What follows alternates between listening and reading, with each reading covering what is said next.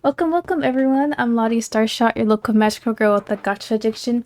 Just a slight gotcha addiction, I swear, I swear. I hope everyone is doing well today. Hopefully you cannot hear it, but it literally just started raining like crazy in my area. Hello, welcome. So today we are going to play the demo from Dreambound. Wow, I said that completely wrong. Dreambound, there we go. So yeah, so I got a Steam key for the demo and hopefully everyone will enjoy it. Thank you for the follow. Welcome to the SSStaries. We keep fighting villains and make bad financial decisions. I hope you enjoy your stay here. Not sure why the alert- I have my alerts gone. OMG. My bad. Hold on, y'all. I definitely have my alerts off. My bad. You look so cute. Thank you. Hopefully my model will be rigged soon so I can actually really be moving, but this is all I have so far. So I can do my different expressions if I want to, like heart hands, angry, and it comes with a little shaking, or where is it, scared, or I can have my gear out when I want to simp. I got waving, the anime glasses thing they do. Let's see. I have nervous, or it can be like shy, and then I kind of have like a bit of a smug expression. Yes, you see this, I'm really excited. I did pay my rigger about a month or so ago, and I am in communication with them, so he should hopefully be rigging it soon. I know he's working on someone else's. It's always so excited when you're waiting for rigging to be finished. Yes, I cannot wait until he starts, because literally as soon as my rigging is done, I am going to be using that model ASAP, like no waiting at all. Ooh, can't wait. Yes, I'm really excited. So we're gonna go ahead and start with the demo. One thing I already like so far, how on the title, yeah, the title screen, you basically can kind of move it around. It looks kind of cool. Alright, so we're gonna mouse. There we go. We're gonna go ahead and start. Hello, to Addicted. Welcome. Thanks for stopping by. Hope you enjoy your stay. It was 2:37 p.m. on a Friday. On this specific day, at this specific time. Wedding? It looks like a church and it kind of maybe a wedding? Oh, it's a funeral. Never. Oh, I didn't see the casket. It's a funeral. Oops. Your layout is super adorable. See? Oh, thank you. I have the credits in my Twitch about section. Should be like a section for credits. Is it handmade?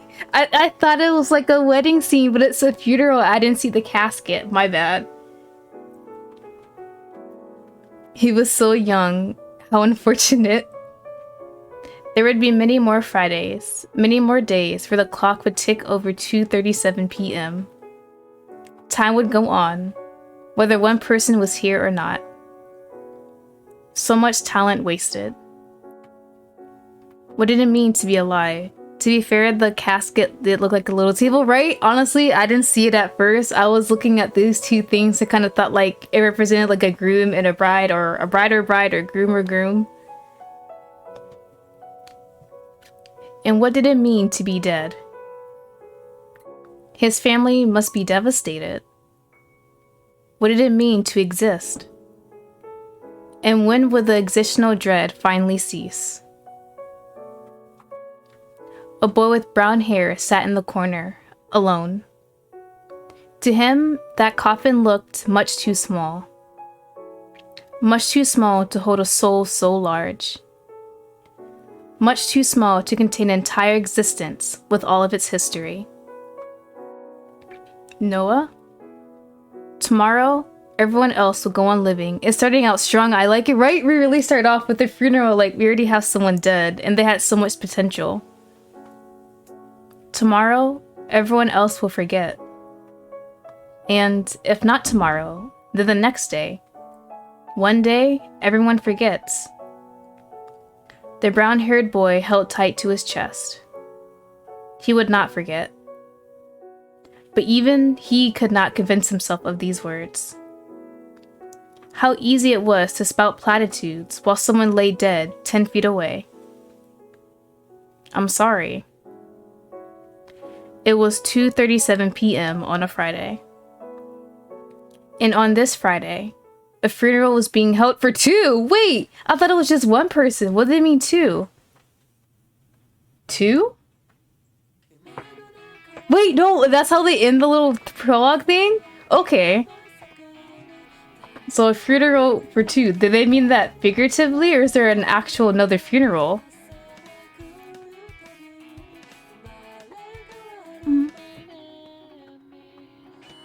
Alright, this opening sequence is actually really pretty. Hold on, I saw my cat. What are you doing? Are you going to sleep? Alright, go to sleep, go to sleep. It's a double-decker casket. They're stacked. Oh my god, that would be so awkward. Can you just imagine, hey, can you just move that casket down so I can see the other person? Alright, so we got the characters. Is it gonna be August, the one who's dead? That's what I feel like, maybe. Because Noah's the one at the funeral, so it has to be August who died. Oh, wait, hold on, that's a pretty person. Hold on, wait. White hair?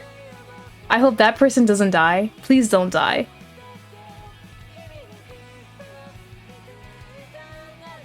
The art for this is actually really pretty. I especially love the rendering. Yes, we all simp for the white-haired boy. He's too pretty.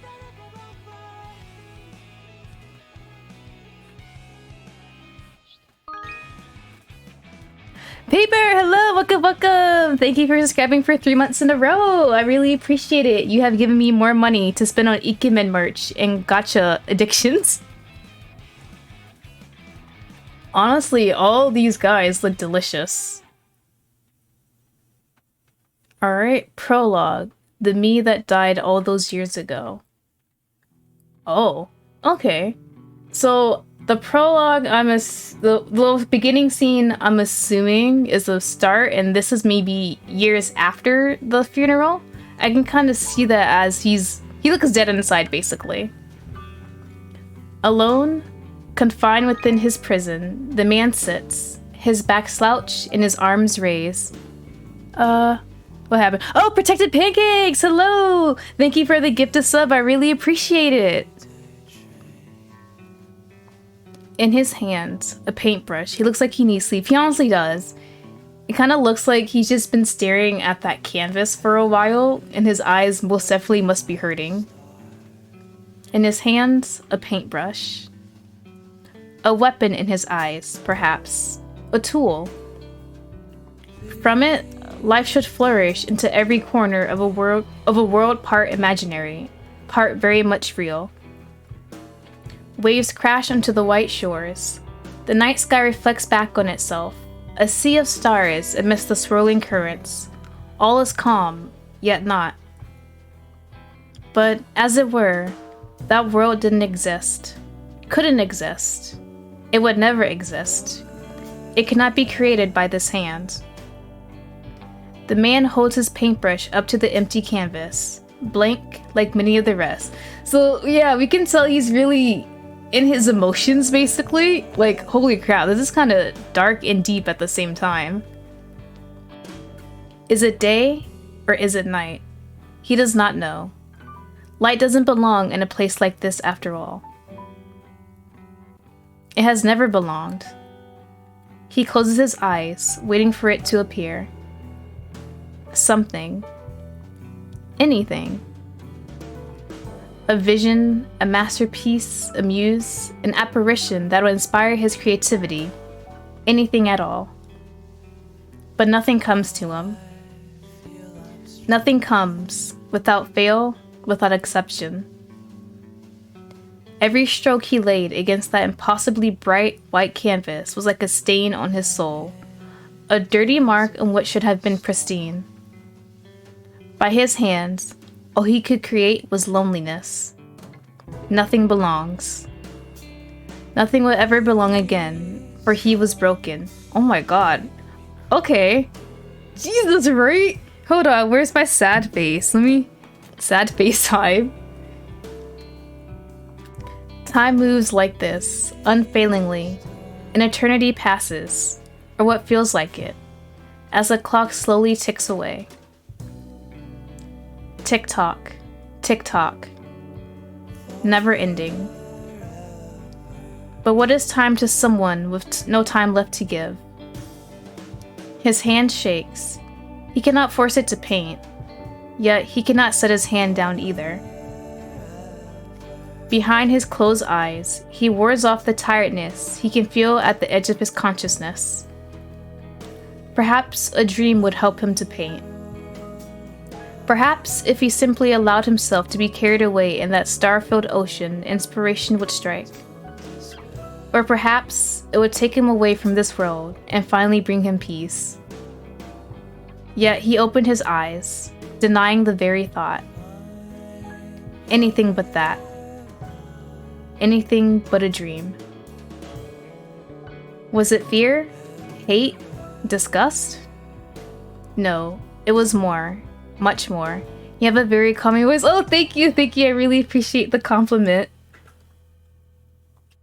This was no base emotion. This was something far more deep, far more sinister. The minds of men were warped beyond recognition. This being had become wholly evil. During the day, they wore a mask to hide their intentions, but during the night, inside their dreams, the masks would fall. What was once pure and bright was now corrupt beyond repair. Alright. Noah, you need to stop this at once. You can't live off this. Whatever these scribbles are meant to be, imagine what people would say about me, about us. Why can't you be more like your brother? It's about time you grew up. You're not a kid anymore. Go throw all of your stupid little books out already and just give this up. No. No. This is all I have. All I have left. This is all his fault. Look what he's done to our son. Alright, so I'm assuming they're talking about the person who died. Please, I need something. Just one thing. Let me have just one. A letter laid at rest on the table, unopened. He lacked the courage to open it, too scared to read the words that would shape his life. His fingers, trembling, came ever closer, until the feel of the textured envelope brushed against his fingertips. It felt like life. It felt like the future. It felt like the one thing that could pull him out of the deep pit he found himself in, slowly being buried alive. He opened the envelope in one fell swoop. Words spread out across the page, perfectly ordered. He suddenly felt as if he lost the ability to read. In the dim light, he tried anyway. If I was driving by, I would have thought this was a story hour at a children's library, but the content says otherwise, except maybe a young adult reading. Right? This is kind of getting a bit dark, but I can understand the situation. Because, well, obviously, the person who died had to be like his best friend or someone he cared about, and he has not recovered from it at all. Dear Noah, it is with great pleasure that I inform you that you have been selected to receive the Copper Cove University of Art Excellence Scholarship. Each year, only one student is chosen statewide to receive this scholarship through a process of portfolio presentations, interviews, and recommendations from prior instructors. The Copper Cove Academy of Art Excellence Scholarship provides full tuition for your years at our school. Please note that students with the scholarship must be enrolled full-time and maintain a 3.5 grade point average to continue to receive their scholarship. Once again, I congratulate you on your selection for this great honor. We look forward to seeing you on campus. In front of his eyes, the letter turned to dust, floating away on the wind, into that imaginary world. Memories of the past aimed towards him like daggers.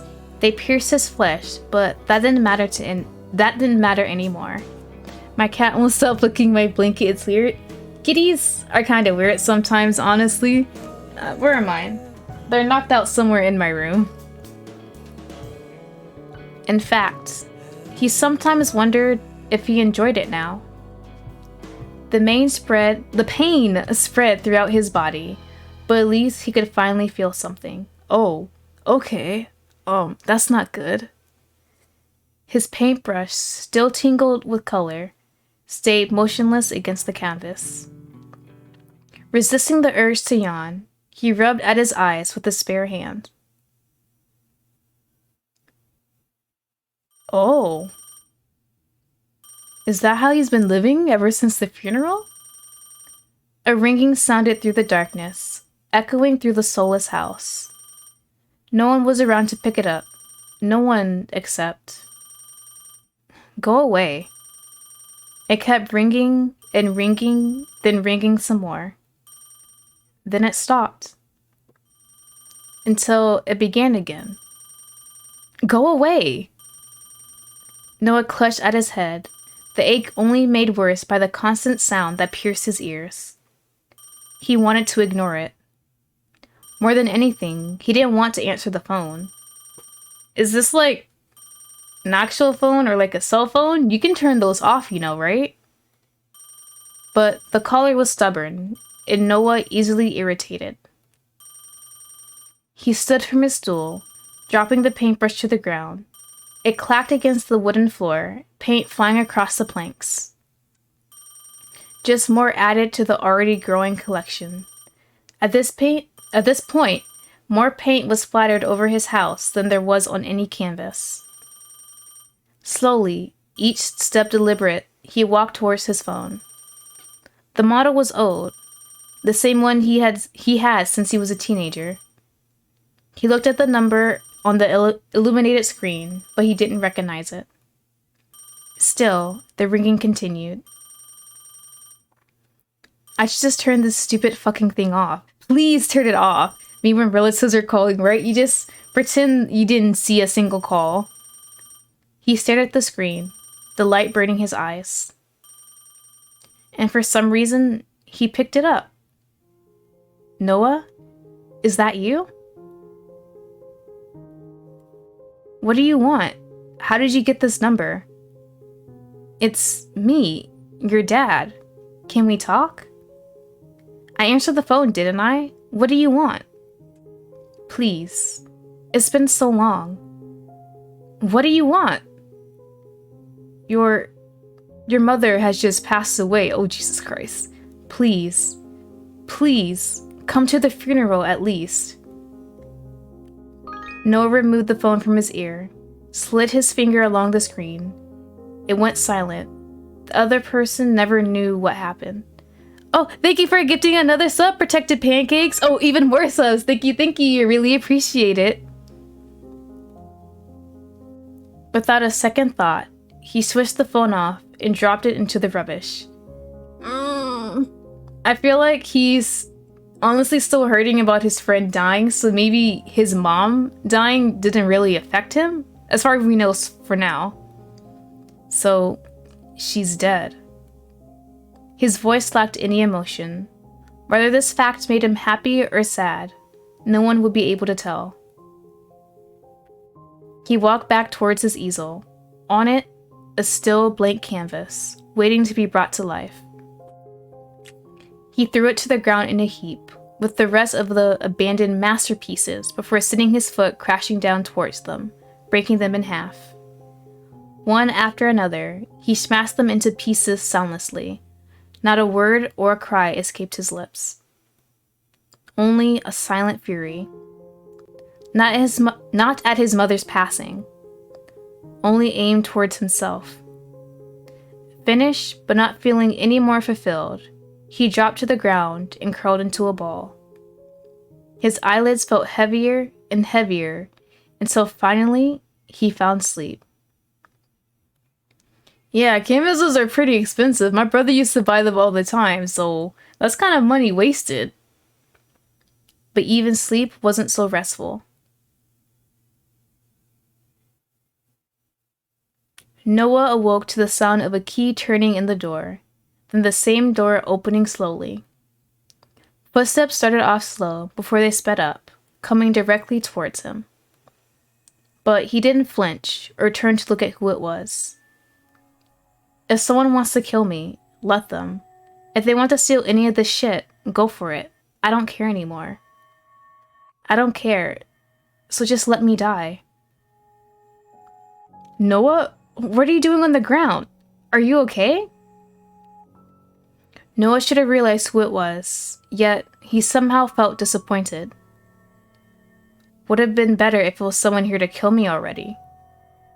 Go away. I'm resting. You have a perfectly good bedroom 1 room over. Come on, let me help you to bed. I don't want to.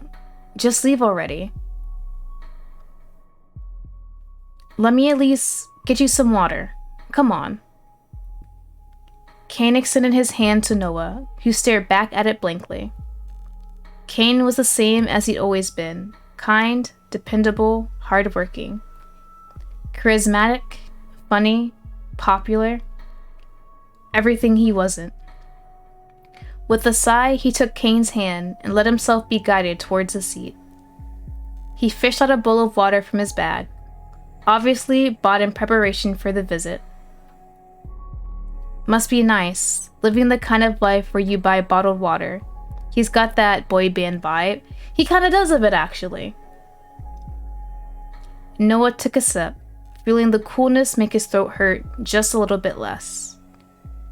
Must have been a while since I last drank anything. I didn't notice. Noah. I gave you that spare key for emergencies, you know. I say this count as emergency, wouldn't you? Noah, this has to stop. You need to get some help. Go outside. I don't know, just... things need to change. You can't keep living like this. Noah angrily pulled away from Cain, a frown settling on his brow. No, nothing has to change. I'm fine the way I am. I didn't ask for your help, so stop butting into my life. He actually is pretty tall compared to Noah. Hold on. Like, at least a half a head taller than him. You didn't need to. Look, this isn't like you. You didn't used to be like this, you know? He wouldn't want this for you either.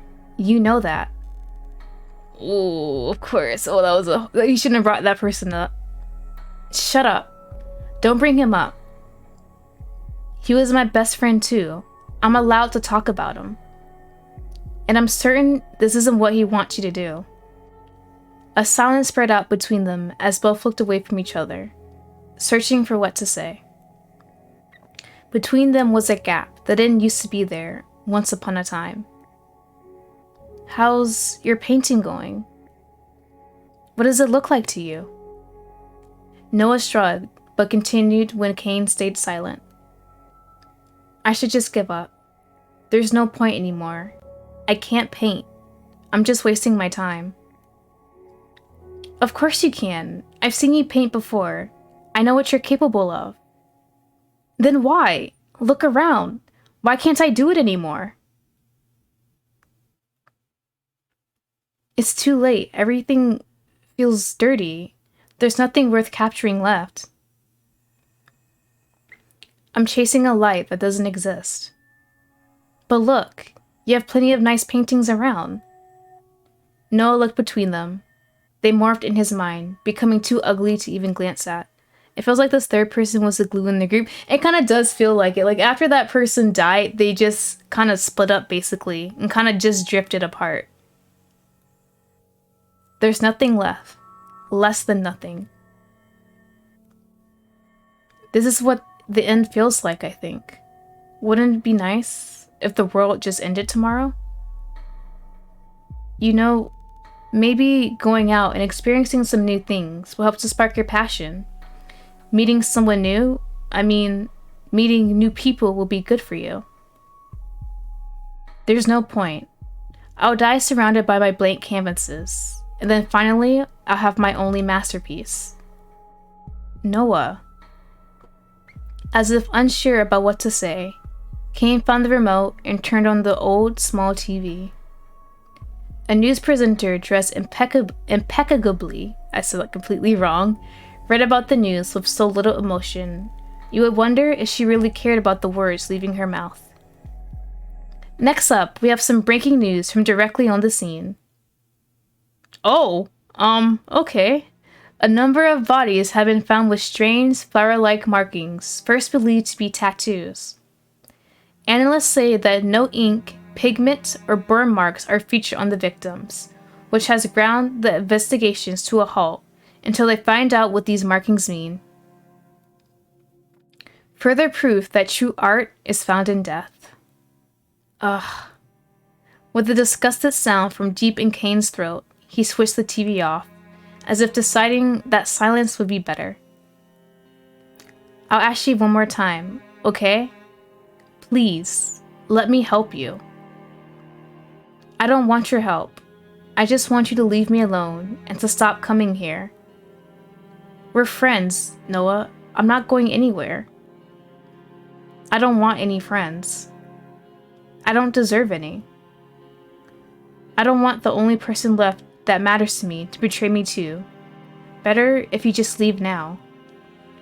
I'm not going anywhere. I promise. I told you to leave, not stay. As if on cue, Kane stood, producing another bottle from his leather bag. He stepped closer and closer until he stood in front of a potted plant, the only bit of life left in the entire house. He watered it slowly, deep in thought. Make sure you look after this, alright? I can't stop by every day. I am. Good. Finished, Kane walked towards the door and opened it wide. Noah shielded his eyes from the sun. I just want to see you back to your old self, alright? I want to help you. He doesn't exist. He shut the door with a soft thud. Once again, he was alone. How I prefer to be. Noah stood from his stool and wobbled as the room spun around him. His head still ached, and he could feel a deep hunger in the pit of his stomach. When was the last time I ate? Uneasy on his feet, he slowly found his way into the kitchen.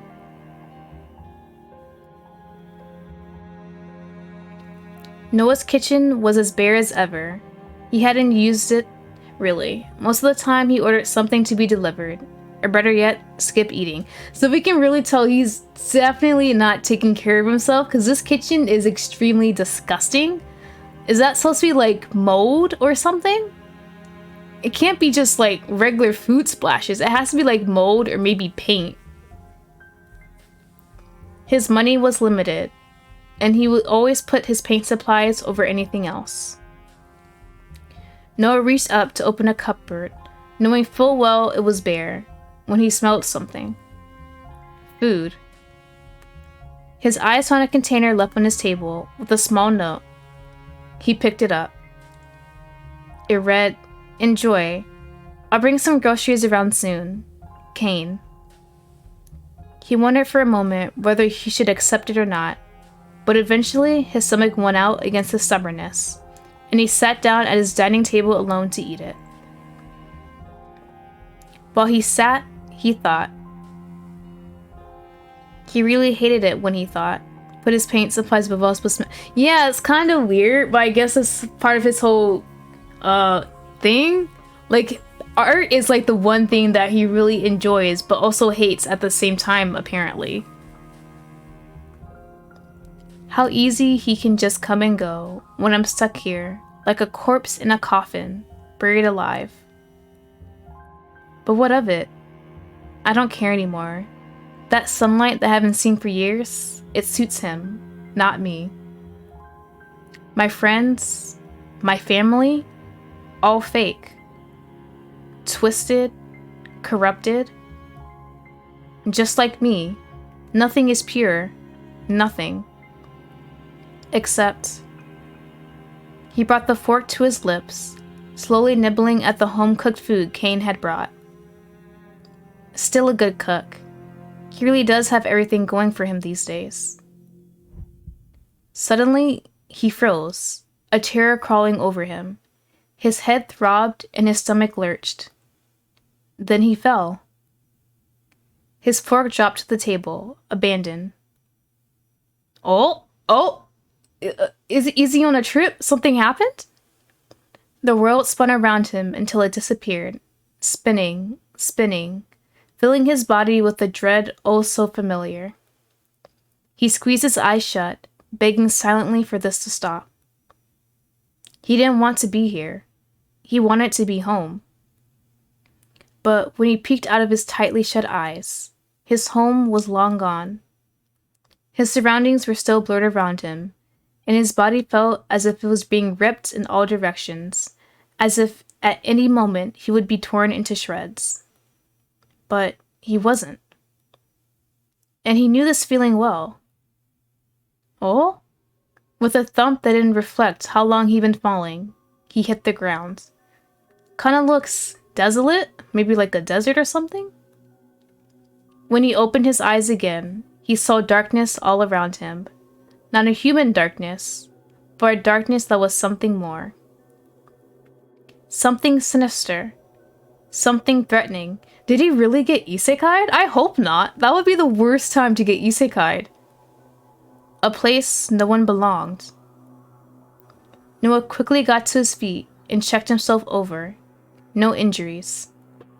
His eyes darted around the bleak, dark landscape. Nothing stood out to him. No one awaited him. This isn't what it's usually like. What's going on? I want to go home. Please. I just want to go home. But he knew full well what was required of him. His footsteps were slow and careful before speeding up in desperation, searching for the person who could free him from this nightmare. He walked and walked, then walked some more, until his feet ached with deep blisters. Yet he still walked, because the alternative wasn't something he wanted to face. Behind him, nothing. In front of him, nothing.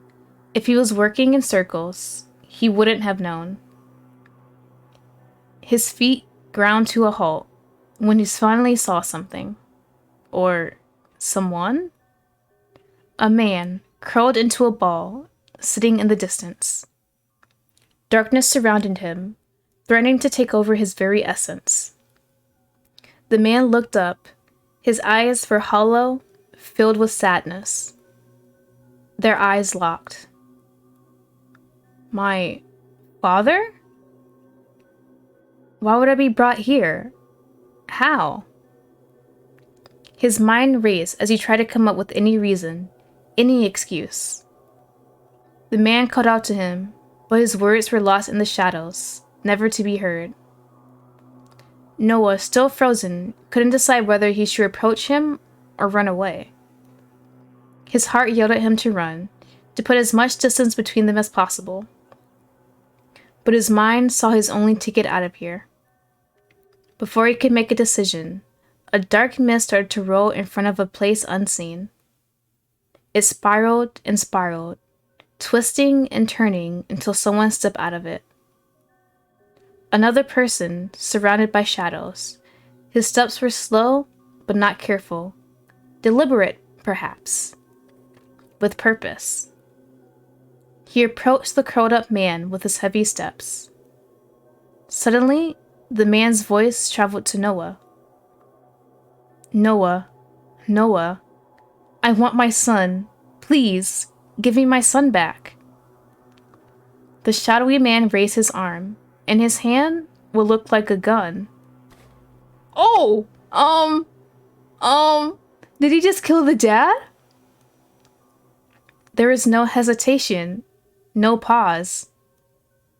Just a single, oh my god, hold on. Just a single shot through the head. Okay. I don't know what the hell is going on. The cut-off man dropped to the ground, his body evaporating into the mist. The world shook around him, Mountains of shadows came crashing down.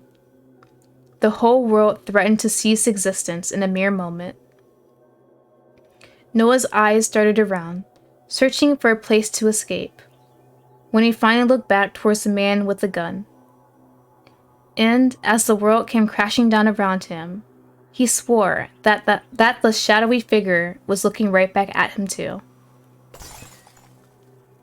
Was he hallucinating? An empty, eternal darkness. Why is darkness always seen as cold anyway?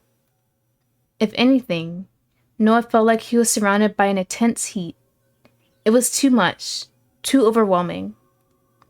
He thought that at any second he'd burst into flames. But nothing happened to him, even if he wished for it. Something soft wrapped around his shoulders, holding him tight. He should have been scared, but instead, the pressure felt welcoming. When he opened his eyes again, he was sitting. Noah sat in front of his easel, his hand poised over the canvas. His hands were covered in a splattering of paint. It cracked over his skin, already dry. The darkness that surrounded him suddenly felt light after the place he escaped. Noah paused in surprise, his eyes glued to his canvas. On it, a painting of pure darkness. A reflection of a dream. How? How could this be? I wasn't here. At first, he wondered how. Then why? Before his mind settled on an answer that didn't answer anything. It's perfect. At some point, the brush had dropped from his hand and landed on the floorboards, just another splatter amongst a sea of color. He couldn't look away. He wouldn't. Not when this was everything he'd been waiting for. This is it. Jumping to his feet, he lifted the painting from its place and carefully put it to the side. Who would have thought that which I detest would create my finest piece yet? And all it took was a single dream. He sat back on his stool and slept forward, deep in thought.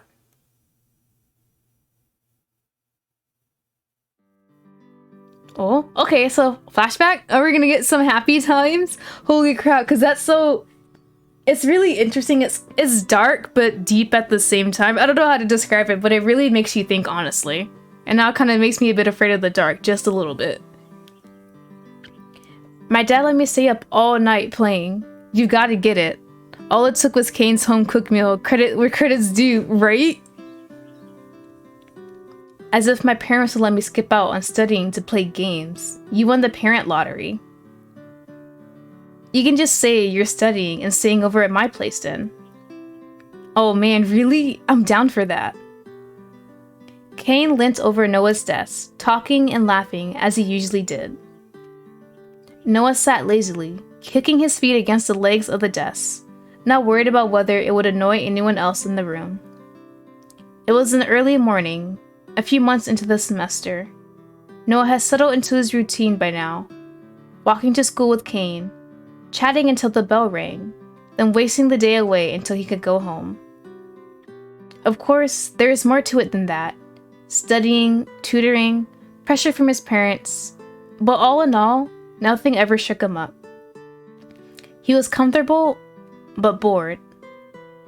Hey, I heard something interesting. What now? Apparently, someone's moving into our class. What? At this time of year? No way, they never catch up with the workload.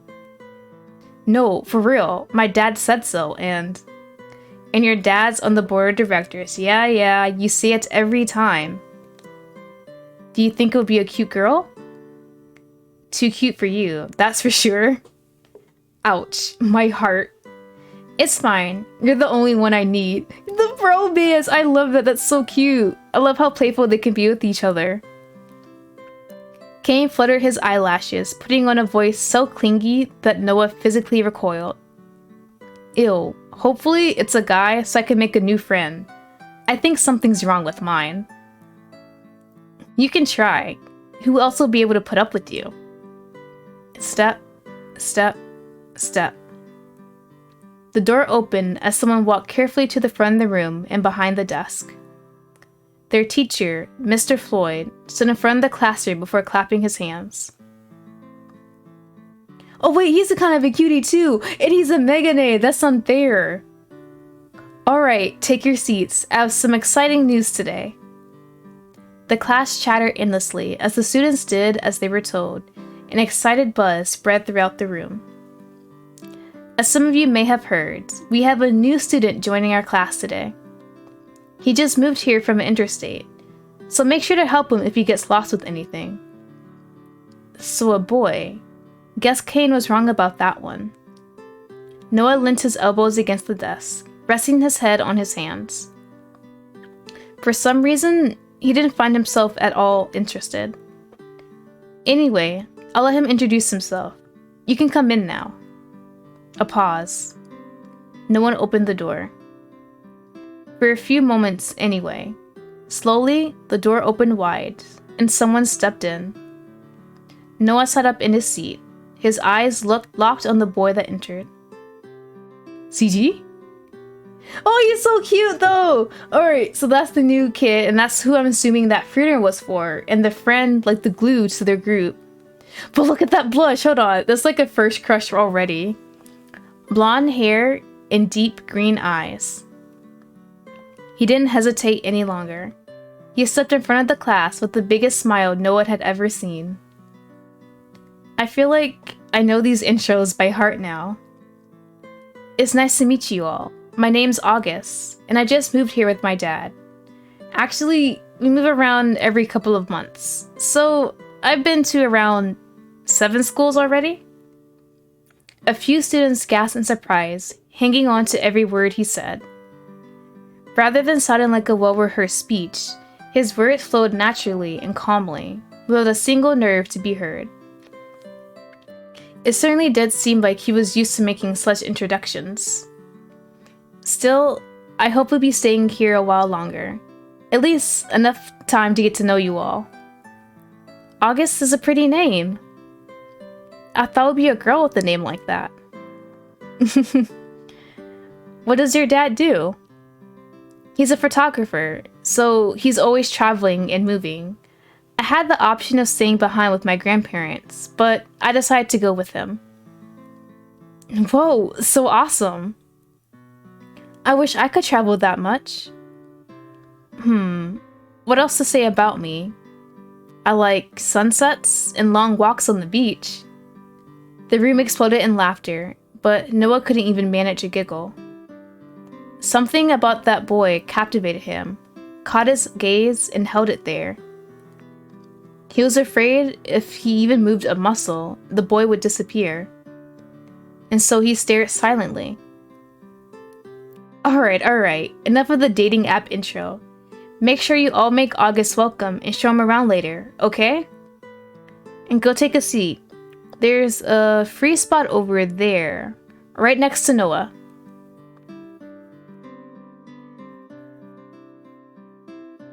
Noah waved meekly, and August did the same in return before taking his seat. Whatever was said for the rest of the class, Noah didn't know. He twirled his pencil between his fingers, his workbook abandoned. His elbow rested against his desk as he snuck glances toward August's profile. Every now and then, he would shift, making Noah jump and look away. Okay, so yeah, Noah has the biggest crush on this man ever. Huh, his profile is almost pretty. He continues staring at the boy. Well, not even almost. It is pretty. Hello, Excel Saga! Welcome! Thank you for stopping by. We're playing the demo to Dreambound, and our main guy Noah is definitely in love with his new classmate, August. With that thought in mind, August's eyes finally met Noah's. Noah froze. Unsure? Oh, that scared the crap out of me. Yes, He's very deserves a wow. Yes. He August walked into the class and he immediately fell in love with that man. Like so quickly. It's so obvious. Noah froze, unsure if he should quickly look away and pretend he hadn't been staring, or if he should just smile and act natural. Eventually, August decided for him. He smiled brightly, tilting his head at the same time. Noah awkwardly smiled back before looking away, his heart racing. Only a few moments later, a photo piece of paper slid onto his desk. Noah looked at it in surprise, then back to August, who simply raised a finger to his lips in a shh motion. "You're Noah, right? It's nice to meet you. I hope we can be friends." He sent a cute little note on some pretty stationery. He put a nose in his smiley face. He wrote his return message carefully on the other side, unsure of what exactly to say. "Drink juice?" Yes, I actually do have juice. I think it's passion fruit mango that I have.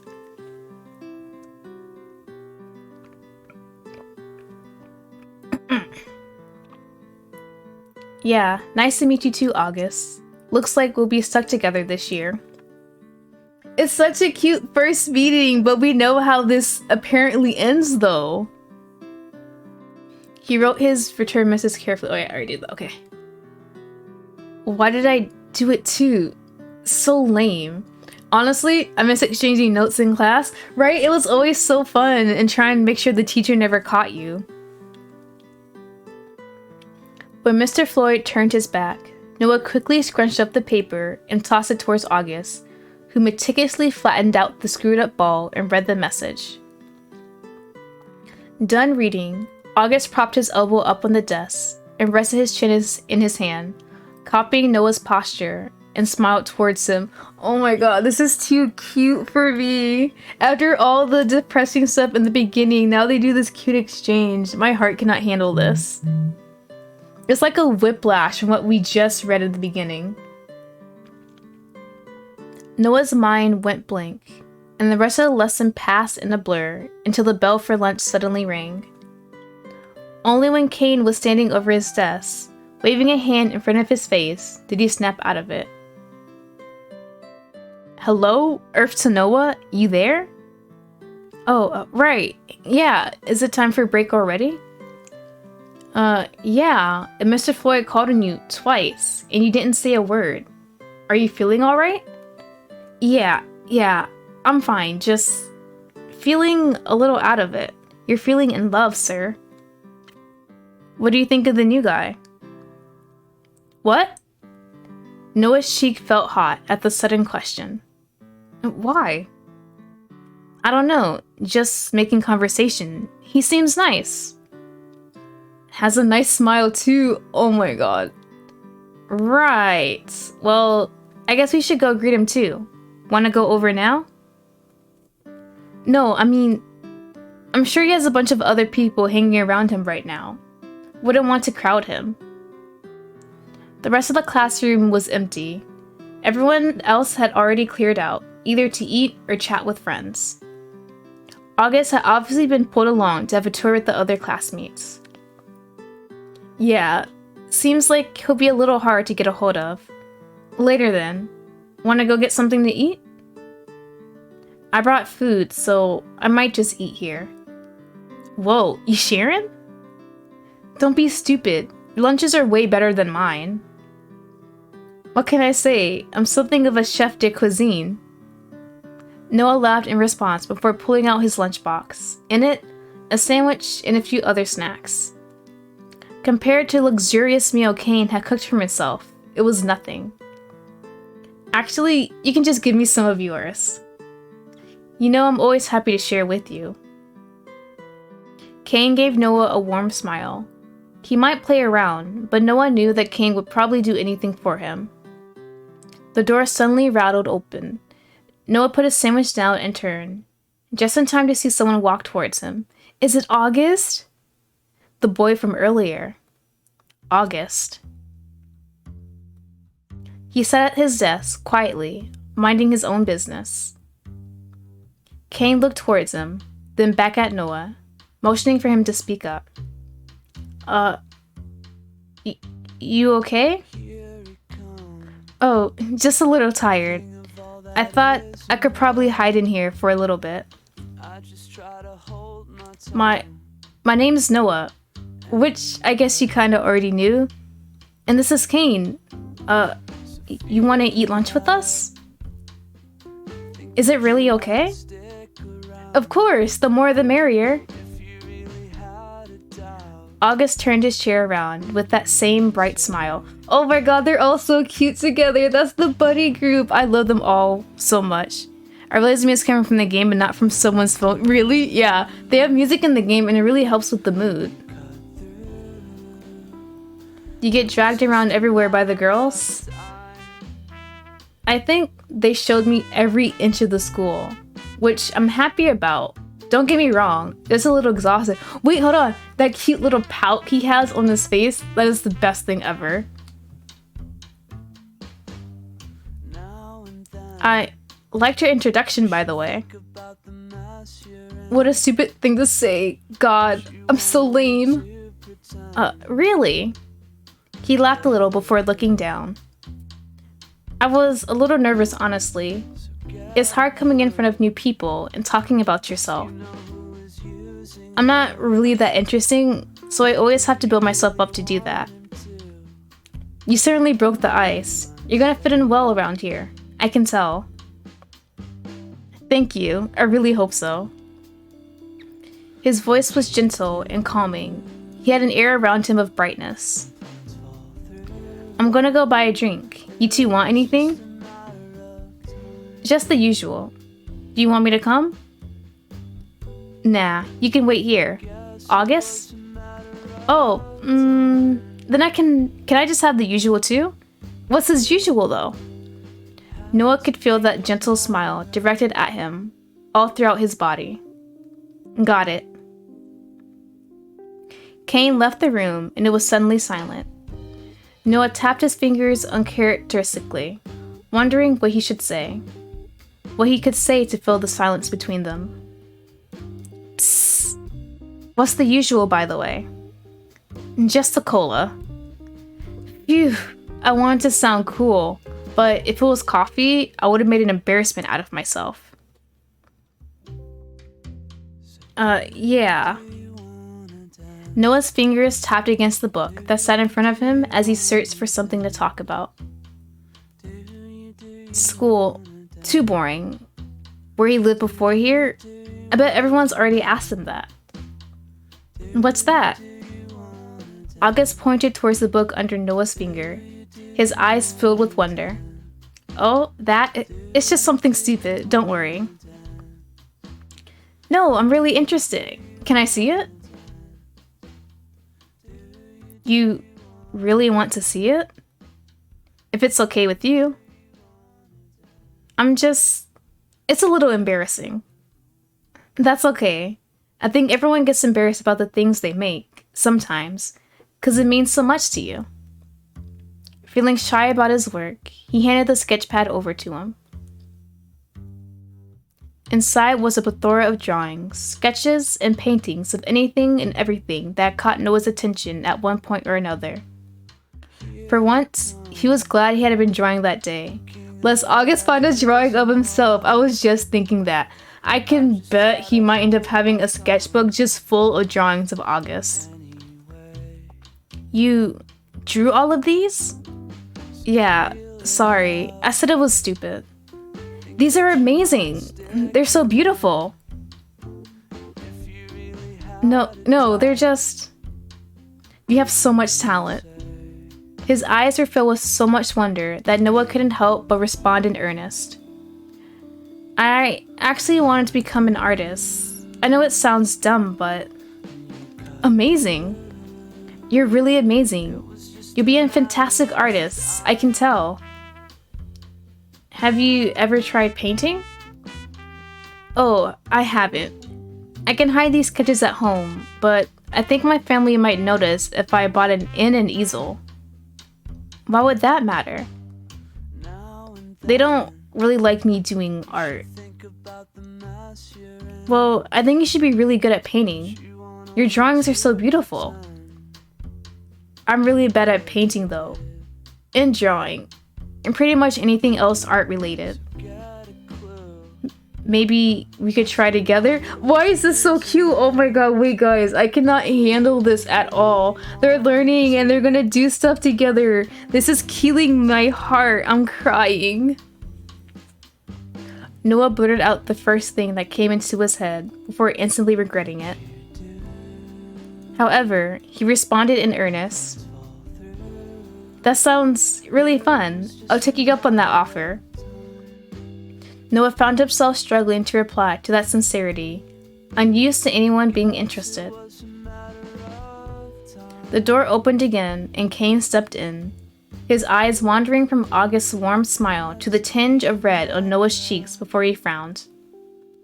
Pushing that to the side, he smiled again and sat the drinks down on the table. I have to go now, Lottie, because it's getting late for me, but I haven't watched the story looks so interesting. Thank you for stopping by, and I hope you get some good sleep. I hope to see you again later. Got them. Enjoy. Thank you.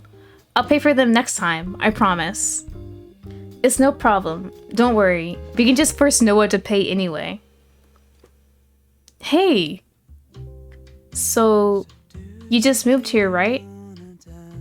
Whereabout is your house? Not far from here. I think it's Fielding Avenue? I'm still wrapping my head around the street names. But Noah and Kane looked towards each other, blinking in surprise. Number 42? How'd you know? That's the place next door to me. No! Oh my god, this is too cute. I cannot. This is my heart. I'm gonna pass out after this stream. This is too much for me. The people living there did move out a few weeks ago. I had no clue. I guess we're both neighbors at school and home then. They can take walks home together and they can do after-school activities together since they live next door to one another. He can go visit each other's houses too. Maybe we could walk home together. I mean, if you're not busy. Oh my god. Yeah, I like that. I mean, it's probably the safer option too. I might get lost otherwise.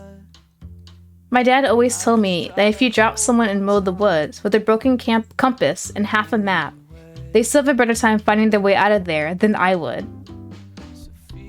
The bell rang again, signaling the end of lunch. August shuffled back to his desk, while Kane gathered his things. Oh. Next to him, August dug through his pile of books before frowning. I think I left my math textbook at home. Do they get to share a textbook? Mr. Floyd laughed, waving his hand in a carefree manner. You can share with Noah for today. Try to remember for next time. All these cute cliches is too much for me. Is this really how it happened though? I'm gonna be so sad if this is just the glamorized version of how Noah actually remembers it. Yes, sir. August carefully dragged his table and chair close to Noah's until the two were sitting shoulder to shoulder. Alright everyone, open your textbook to page... Oh god. Why did I leave it here last time? Go on, say it, Mr. Floyd. Is it page 69? Or 420, one of those two? Open your textbooks to page 69, and we'll resume our previous lesson on trigonometry. Some kids in the class snickered and giggled. Usually, Noah would at least glance towards Kane with a smirk, but this time, he was completely frozen in place. August leaned his head close to Noah's, his blonde hair hanging down in front of his glasses. He carefully pushed the loose strands behind his ear as he read the textbook carefully. Mr. Floyd's voice faded into the distance as Noah's concentration on triangles wavered. He only snapped back to reality when August mumbled something under his breath. Math might be the death of me. You don't know how to do this? Don't laugh, but I usually only just manage to pass my math tests. I promise I'm better at any other subjects. Do you want to work together on these, then? Noah tapped the problems in the textbook with the end of his pencil. Really? Thanks, Noah. Noah, somehow, the name sounded just right rolling off his tongue. Noah swallowed hard, then finally pulled his eyes away from the blonde boy. I need to concentrate. So, if we have the adjacent and the hypotenuse... I can't remember math. I'm trying to remember too. There's the adjacent, hypotenuse, and another side I don't remember. August stared down at his workbook, where he copied down the problems and had begun working on them. Then... Noah reached over, wanting to write something beside August's neat handwriting. Noah barely stopped himself from pulling back as their hands brushed against each other. Oh, that makes so much more sense than the way I was taught. Thank you, Noah. I think I get it now. No problem. Noah pulled his hand back, awkwardly fidgeting with his pencil. The rest of the day was much like the beginning, a complete and utter blur. For some reason, Noah couldn't get that smile out of his head. Yet at the same time, the thought of it made him nervous. What's wrong with me now? You're in love. You have the biggest love ever, sir. As the clock ticked down by second... Hold on. Oh, I read that wrong. As the clock ticked down second by second until the bell would ring to signal that they could go home, the butterflies in Noah's stomach took flight. He tapped his pencil against his desk nervously with a frown. This is stupid. It's not like me to be nervous about anything. He's just another guy anyway. It's not like I'm walking home with the girl. Oh, sir, you have a crush on a dude, it's fine. Beside him, August didn't take any note of Noah's actions. Unlike him, August had actually been working through the tasks. Is there something you want to say, or are you just tapping your pencil repeatedly for fun, Noah? Mr. Floyd's voice was lighthearted, and Noah knew instantly he was just joking around, yet his face still went a deep shade of red. No, nothing, Mr. Floyd. When the bell finally sounded for class to end, August was instantly surrounded by people.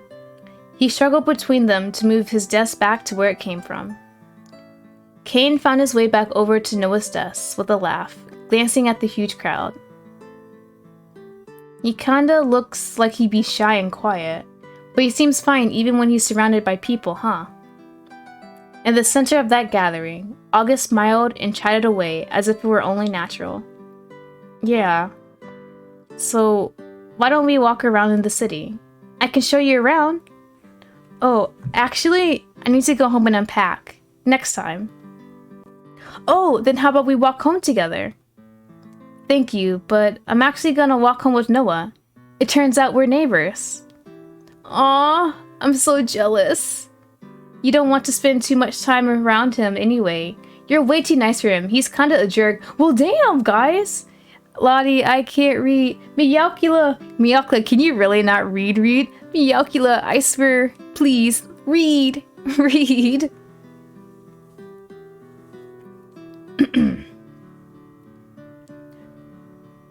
I missed the stream start by an hour. You're fine. It's fine if you're an hour late. I'm glad you came either way. This is really cute. But wait, you missed the beginning of the story where it was really dark and depressing, but now we're like a flashback and it's all nice and happy.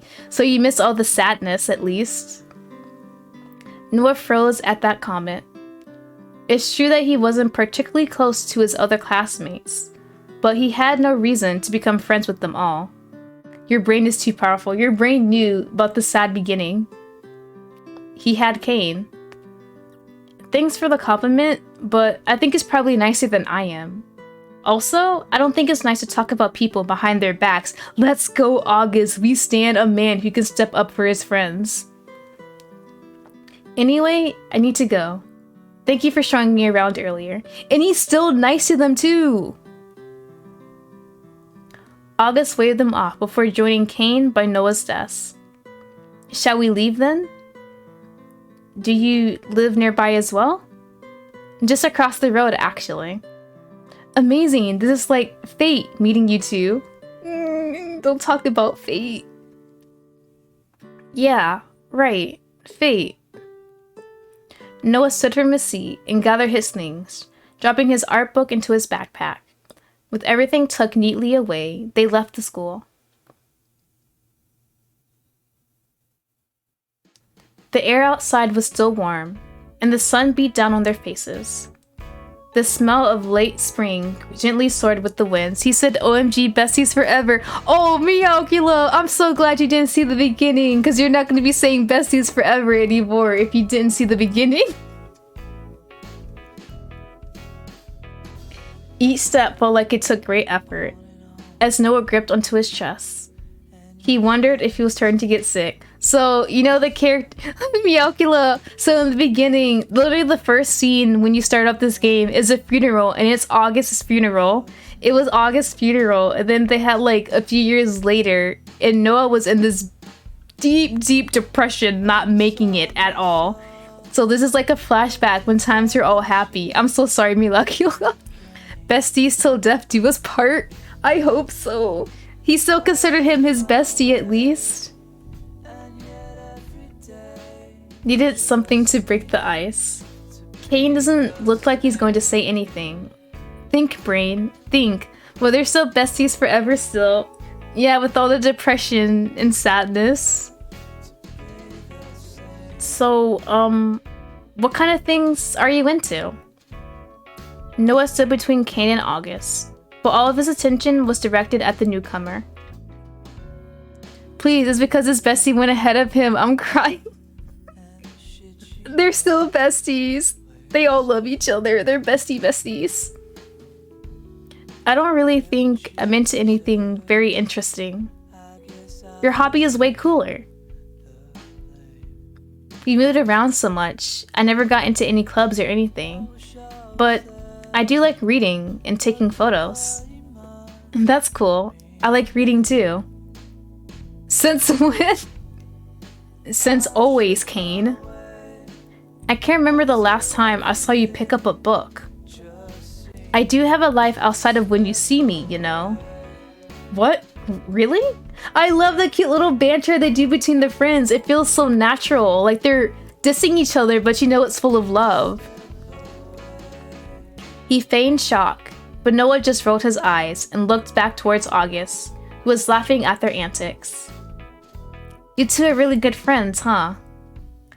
I'm probably the only person who could put up with him. I say it's the other way around. Maybe we should have walked home without you? Ugh, we'd be all walking the same way anyway. That'll be a little awkward. Whatever, I do like reading, so that's cool. And you like taking photos too? Yeah, my dad's been teaching me a little. Cool. I didn't realize you were so into photography too, Noah. Will you just shut up already? To be honest, I'm nowhere as good as my dad. Anyway, it's a little embarrassing only talking about me. What about you, Kane? Me? His only interests are good food and his own looks. Hey! Tell me I'm wrong. I like cooking, and just because I use moisturizer doesn't make me obsessed with myself. Who uses moisturizer? If August says he does, that's gonna be hilarious. Don't worry, there we go, I do too. Oops, Noah's gonna have to start using moisturizer now. He's trying to make a bestie stop talking. He's throwing him under the bus, like, sir, you're lying through your teeth. Oh, I'm so sorry, Noah. Well, I guess it's not that bad. Maybe I should try it too. Oh my god, Noah is the biggest simp crush person ever. He loves August so much already, and it hasn't even been a full day yet since they've known each other. You already have such clear skin. You're really lucky. No, I think yours is a lot nicer. He is! Look at him! He's so down bad for this man, and I am here for it. It is so cute, honestly. Oh, we can show August the shortcut. Kane smiled, interrupting the conversation. Oh yeah, good idea. The shortcut? It's easier to know, but if you take a left up ahead, there's a shortcut through the mountain that leads to behind Noah's house. And yours now. Really? That's amazing. It's not that much shorter, but it's kind of pretty, I guess. Since when did you find nature pretty? So who's the boys into each other?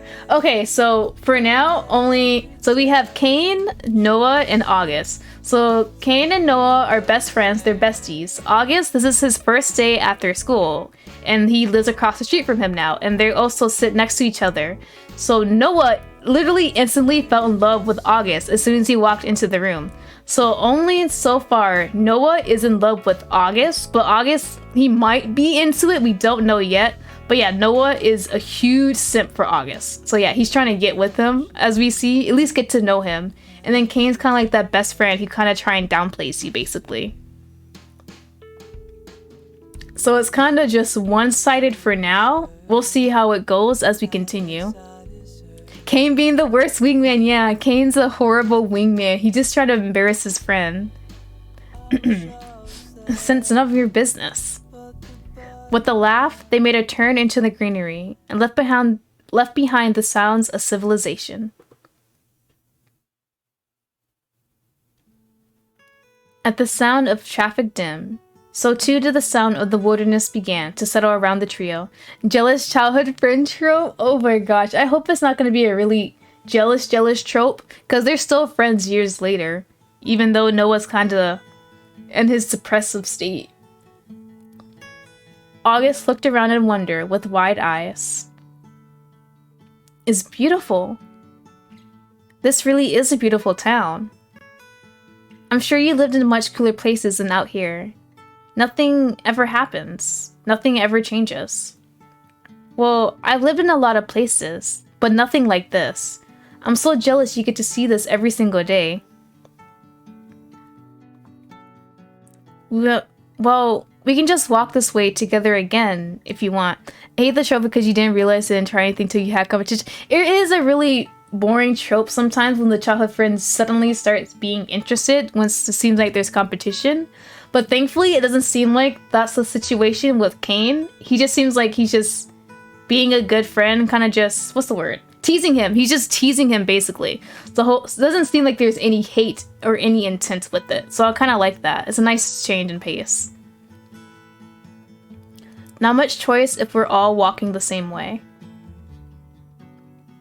Kane cut into the conversation, taking a few steps to walk ahead of the other two. The ground was uneven, stones that once made up a path broken and reclaimed by nature. Noah and Kane had traversed this terrain all their lives. I hope because I will not bully him. I didn't think Kane was being jealous, just obtuse like, man, he's trying to get some dick. Yeah, Kane is just playing around, and then Noah's just I'm trying to get with him, please stop it. August, on the other hand, watched the ground carefully, cautious for anything he could trip on. The ground's a little uneven, so be careful. If you need a hand? Are they gonna hold hands? What? Hold hands? Hold hands? Before Noah could even finish his sentence, August stumbled over a tree root that had forced itself out of the ground. He fell forward, straight towards the edge. With lightning speed, Noah grabbed August's hand and quickly pulled him back onto the path. He grabbed his hand. Are you okay? Wow, that was close. I'm fine. I'm totally fine. I should have watched where I was going. Thank you, Noah. What would I have done without you? It's no big deal. Just be more careful. I will try, at least. Noah looked down to where his hand was wrapped around August. It felt warm. Warm and comforting. He blinked a few times, staring at the place they had connected. You're still holding onto his hand? Oh, sorry. I got a little distracted. Noah quickly ripped his hand away and rubbed at the back of his neck. Kane turned away from the scene and continued onwards. August, ever with a smile on his face, raced to catch up. Quick, Noah, before we get left behind. We're nearly there. See that river over there? Whoa, a river as well? Once you reach the river, you know you're nearly home. See over there, through the trees? This really was a shortcut.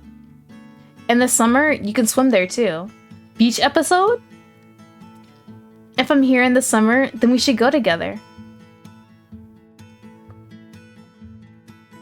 Finally, they found themselves in front of their houses. Kane waved the other two off and left quickly, which found Noah unlike him. Noah wanted to say something, but he couldn't think of what. Well, see you tomorrow? Do you want to walk to school together tomorrow? Oh, yeah, that would be cool. August smiled at him again, soft and sweet. I'm glad. See you tomorrow, Noah.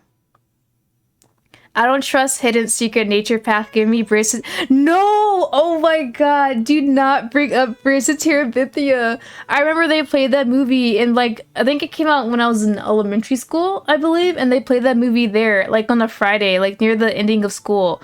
And then they had the girl die. And I was like, wait a minute. That's not nice. Hold on. Oh, please. Do not have this man dying because he went along the secret path. I'm gonna cry if that's for real. I'm coming after you, Audio, if that's real. Noah found himself locked in place as he watched August walk back towards his house. It was only a few minutes later he managed to snap out of it and enter his home. Bruh, I'm not ready if that actually happens.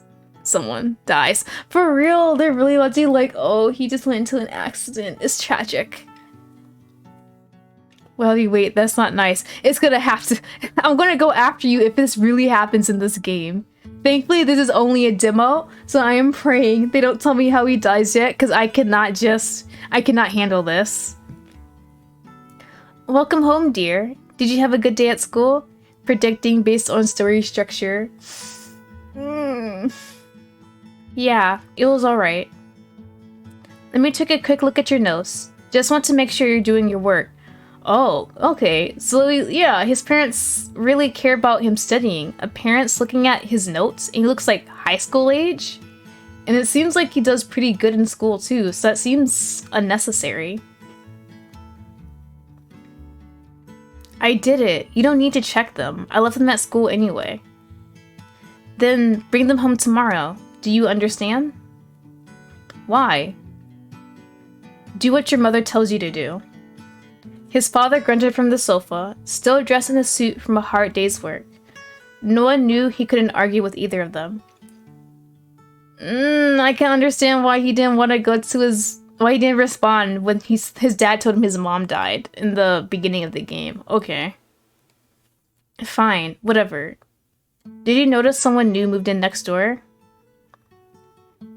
They both froze up, as if an uncomfortable subject was mentioned.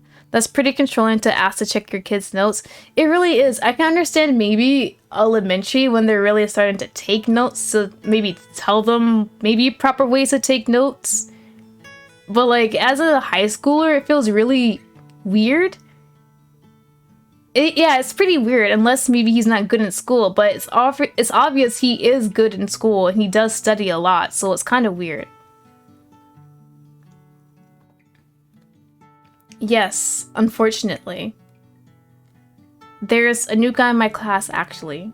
We walked home together. Noah, you shouldn't be spending time with someone like that. Like that? Now, what does that mean? They literally just moved into the house. How would they even know anything about August or his dad yet? What? Why? Bruh, if they ever say something cause he's gay or something like that, I'm gonna be really mad. Just listen to your mother. Without reason? But why? He seems nice. My dear, you only have to look at them to realize, well, they don't exactly fit in around here, do they? Why are they being homophobic already? What if she mean they don't fit around here? This lady needs to tell me what is going on. Oh, no, they are being homophobic! How to say it? There's no woman in their house. I worry they're a little too feminine leaning themselves. If the father is anything to go by, they're being homophobic. Oh my god. They're really saying these guys are too feminine. What is this? Dude, move out, move out, move out. They're too feminine? What does that mean? Bruh, what? It's not a good idea for us. For you to be associated with someone like that. Ma'am, ma'am, they literally just moved in. All you did was see them. You never even talked to them. How would you even know? I don't know what you're trying to say. Ma'am, I need you to outright say you're homophobic. That's what it feels like. The boy's father turned up on our doorstep yesterday. Don't know how someone like him managed to afford a place here. Because he makes money! What? If he can afford the place, he makes good money. But they obviously don't belong. Photography? Pfft, he should be getting a real job. Bye. Bye. He needs to move out. I cannot with these parents. If I was him, I would be staying over with Bestie the whole day. That's right. They don't look like they have money to be here. So we sent him off. I don't want to be embarrassed in front of the neighbors. What is going on? I was just having some cuteness with Noah simping over August, and now this happens.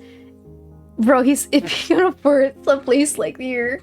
If they moved into the house next door, obviously they can afford it. Photography can definitely make you the money if you have the good prices and like great clients who go to you. Oh my god, it feels like they're really the traditional parents who think like a 9-to-5 office job or like a doctor or a lawyer is something that you need. I feel like they're the type of people who will look down if you work in like a fast food joint or at a grocery store bagging stuff. He came to say hi and you threw him out?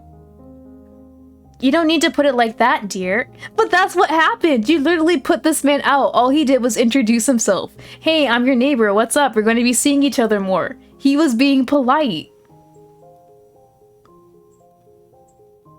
If the son's anything like the father, then you're to steer clear of them. Something not quite right. Wouldn't be surprised if you're the one of them batted for the wrong team.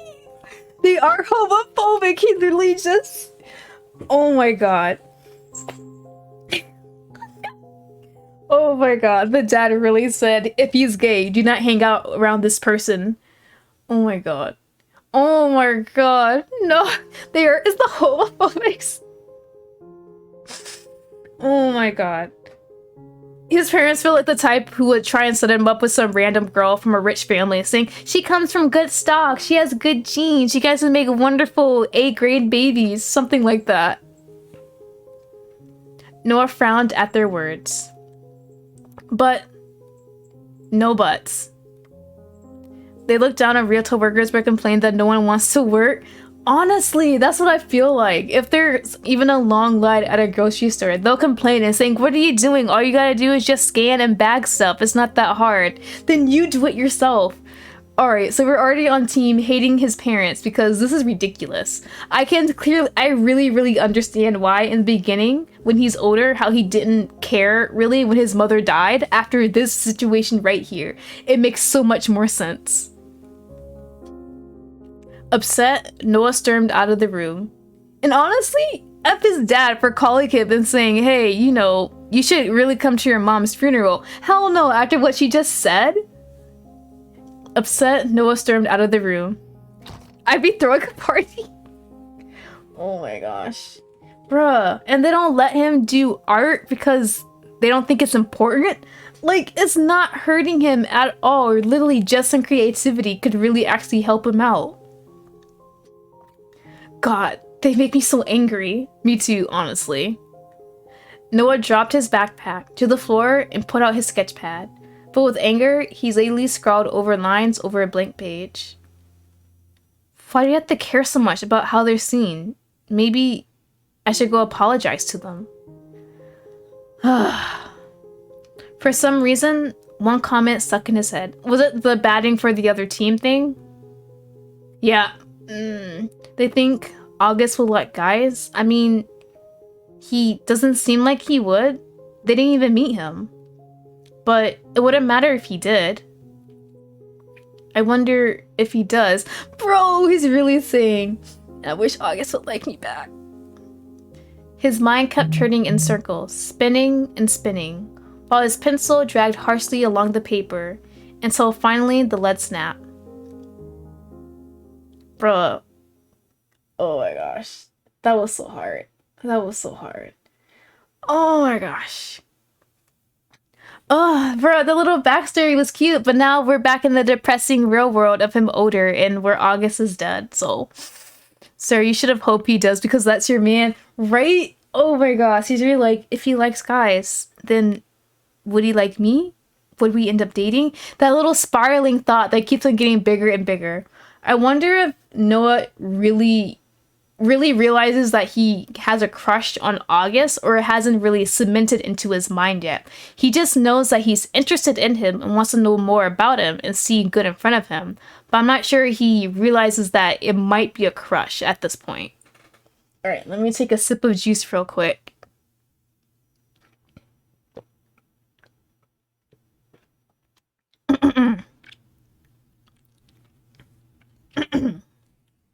So wait, this story has already started with August already dead? Oh yeah, literally the beginning scene was August's funeral. And then it goes like a few years forward to Noah being depressed in his apartment. Like wanting to literally die, basically. Yeah, so August is already dead at this point.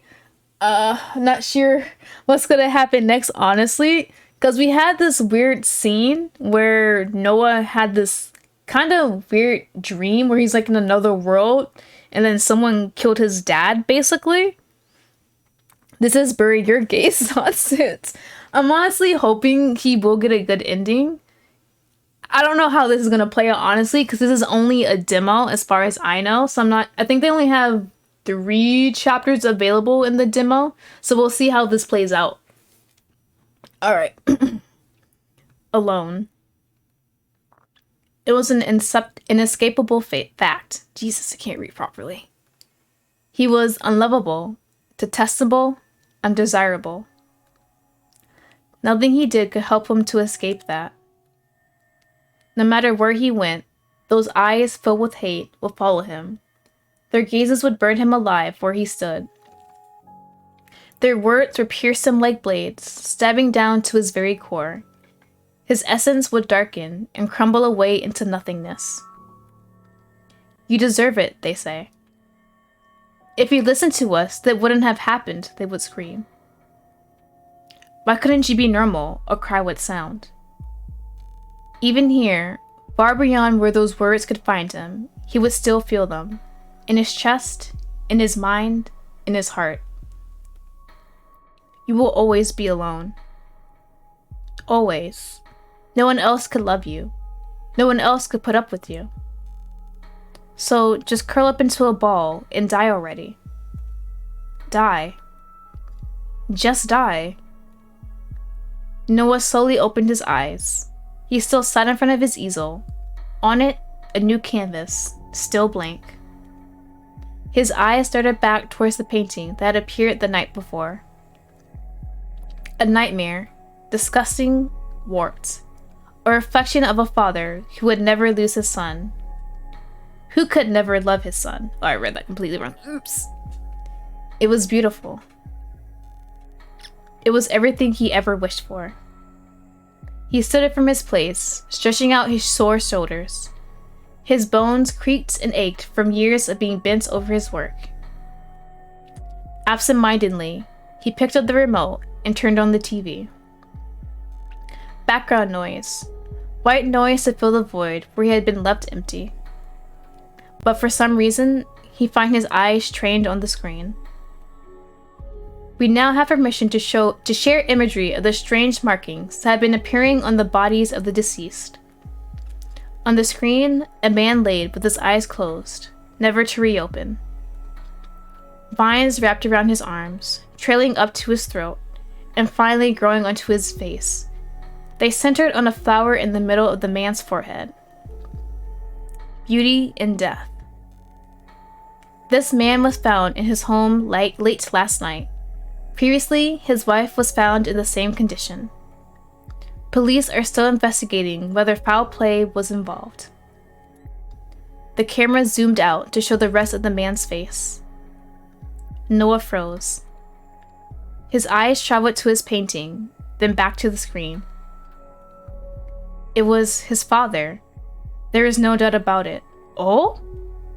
Without a second thought, Noah jumped to his feet and approached the TV. He held onto it tight, searching for some kind of answer.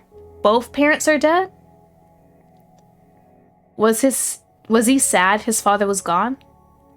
No. But what I saw last night. So far, the police have not shared any leads. We'll keep you updated as the case unfolds. He killed his dad? Maybe? It's a possibility, because in his weird dream last night, it showed his dad laying on the floor, curled up, and his dad calling out to him. And then he said like this weird shadow appeared, and the person stepped out, shot his father without any hesitation, and then disappeared again. And that's when he woke up in front of his easel, and it was painted.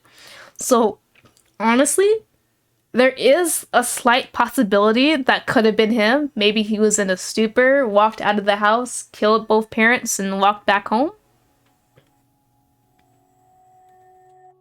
Is it possible? Did he die because of what happened yesterday? But that wasn't really him, just a shadow in a dream. These words swirled around in his head, threatening to consume him. Questions surfaced one after another, but he couldn't think of a single answer. He felt as if he was going crazy. I need to talk to someone. Anyone. But who would understand? Who would care? He had nobody after all. His bestie is killing whoever appears on his painting. That would actually be a really interesting turn of events if that actually happened. Cain. Noah grimaced at the thought. All he did to push him away. All he did to make him leave. And now he needed him. What did I do with my phone? He searched high and low before remembering he put it in the bin. With a sigh, he reached in and managed to find it. He switched it on. 11 missed calls from his father. He deleted the records and instead tried to call Cain. Your service has been disconnected. Please visit us at... Fuck. Noah hung up quickly before slamming his phone down. Bills. It was always bills. The money he saved was reaching its end. Fuck, Cain, why aren't you here when I need you? I mean, you kind of pushed him away. He's probably at work. Of course he is. Noah's eyes glanced towards his front door. Are you gonna leave your apartment? For a moment, he wondered. Wondered what life would be if he had a job, a family that cared, colleagues, friends, a life, perhaps a lover, a pet. Before he realized it, his hand was on the doorknob. His palms were sweaty and his breath shaky. I'm not scared. It's not scary. I just hate it. At first, he wasn't scared. He was drew because he hated it. Hated other people. Hated their fake happiness. Hated that they had futures that were taken from him.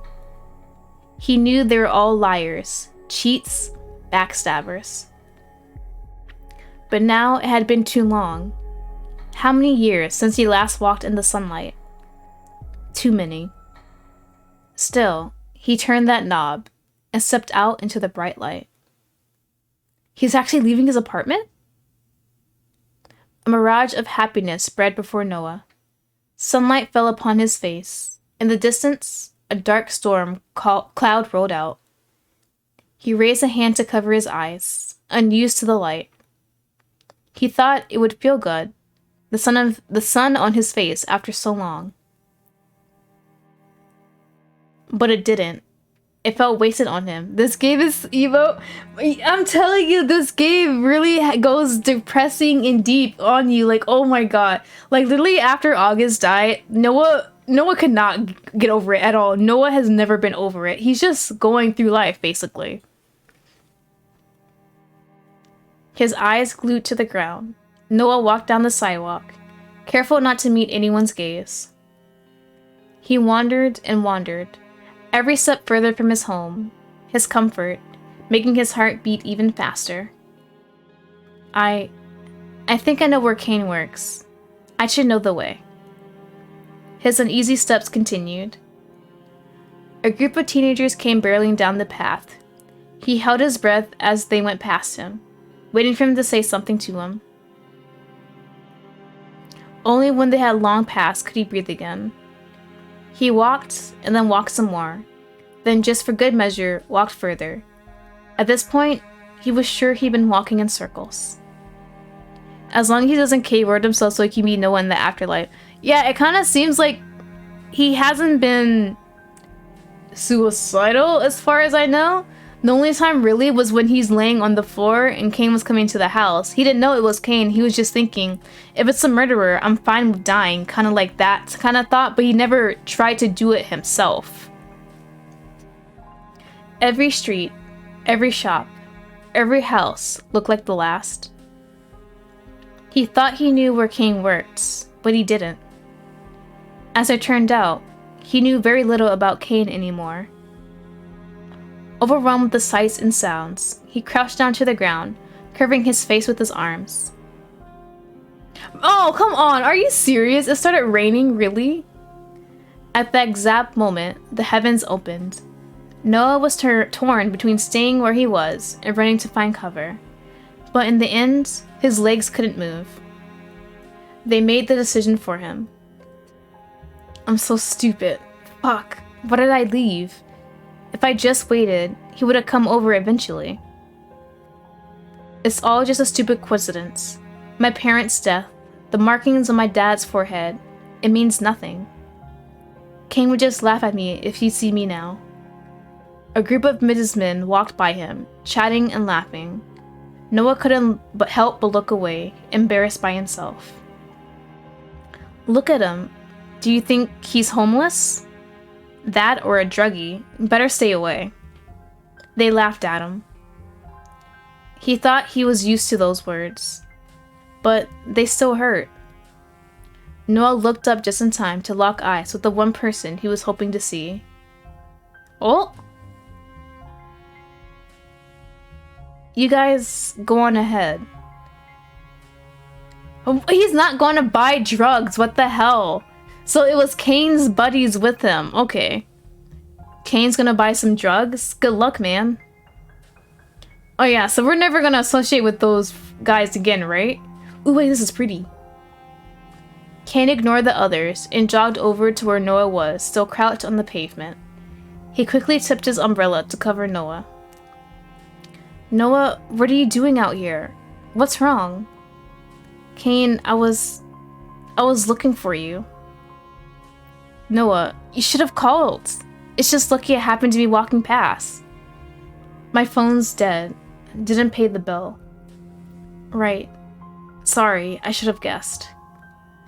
My parents are dead. What?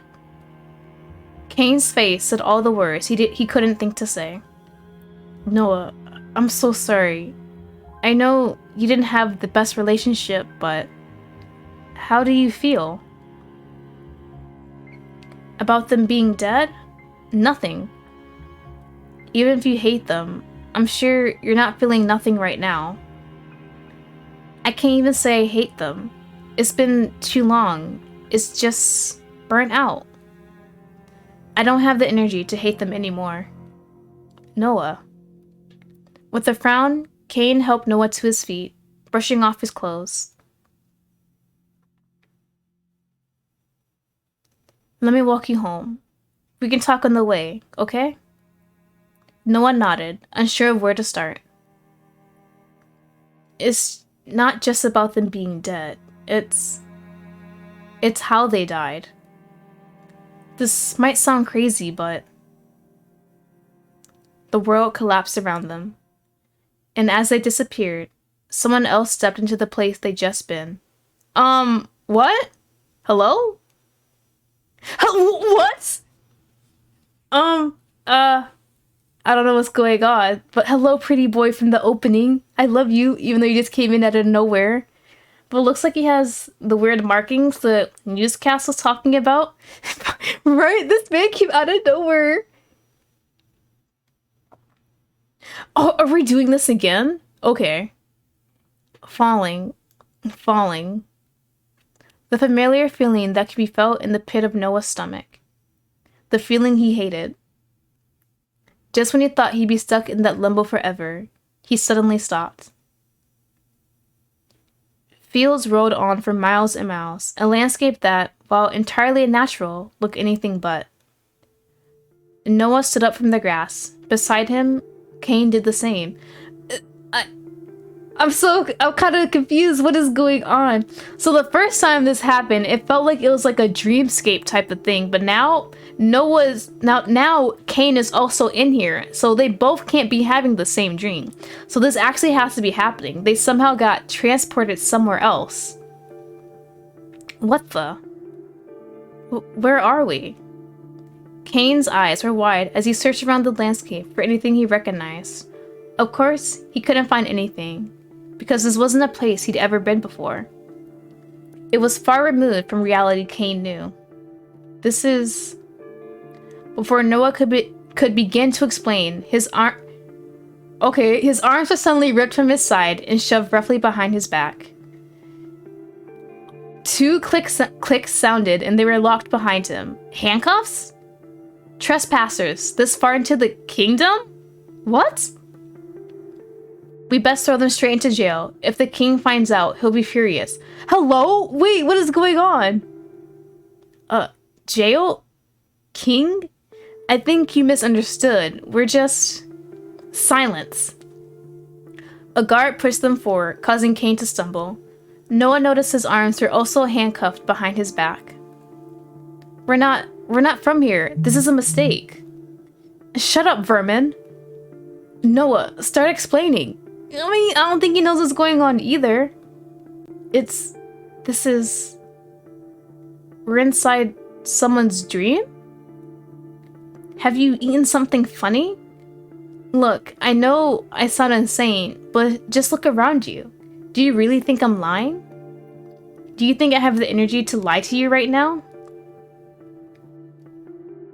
You brought us here? No, I didn't. And that's what I'm so confused about. I don't want to be here. I wouldn't choose to come here, but lately I've been dragged into dreams repeatedly without choice. It never used to happen like this. So this is a dream. I'm assuming that would make more sense than like a different dimension, I think. Cain's face had long since drained of color. The guards continued to march forward, pushing them towards the castle. If it's a dream, whose dream is this? They ignored the words of the men dressed in strange clothes, deciding they were obviously crazy. Then, by it never used to happen like this, you mean... Ever since we were in high school, I've been able to do it, to enter dreams. Would it, Lottie? I mean, maybe... I don't know, honestly, but it seems like he's been able to do this since high school. So the first time when he saw the dude kill his father was not really the first time. This has happened before. Okay. So he's had this ability before and he's used to it, but I don't think it's happened where someone else has been brought into the dream with him. How? Why? Oh, that's how we probably had an affair with August in the dreamscape. That's why we're like, hey, August, I'm just gonna go into your dreams and we can be all lovey-dovey there and they'll be perfect. I don't know. I have no clue. Why didn't you tell me? Why did I have to tell you everything? Cain looked away, hurt by his words. How do we leave? You can leave once the dreamer is happy for you to leave. Then what do we do? What happens if they're not happy? Then they wake up and I don't know, die, I guess?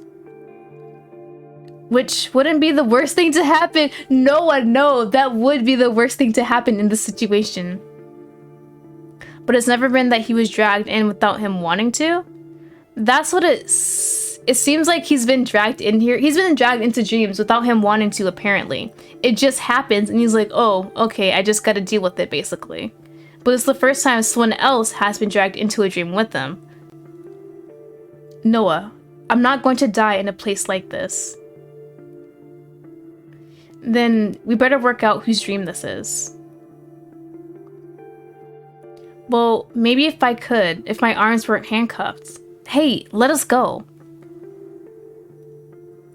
They marched Cain and Noah into the castle as the two struggled against their captors. Alright, so hopefully we can find out whose dream this is. I feel like it's gonna be a new character, maybe. The corridors twisted and turned, filled with darkness and stale air. Their footsteps echoed through the empty space as they walked between sets of bars. Noah glanced from cell to cell. In some, the people moved, skulking about in the shadows, tracking their movements.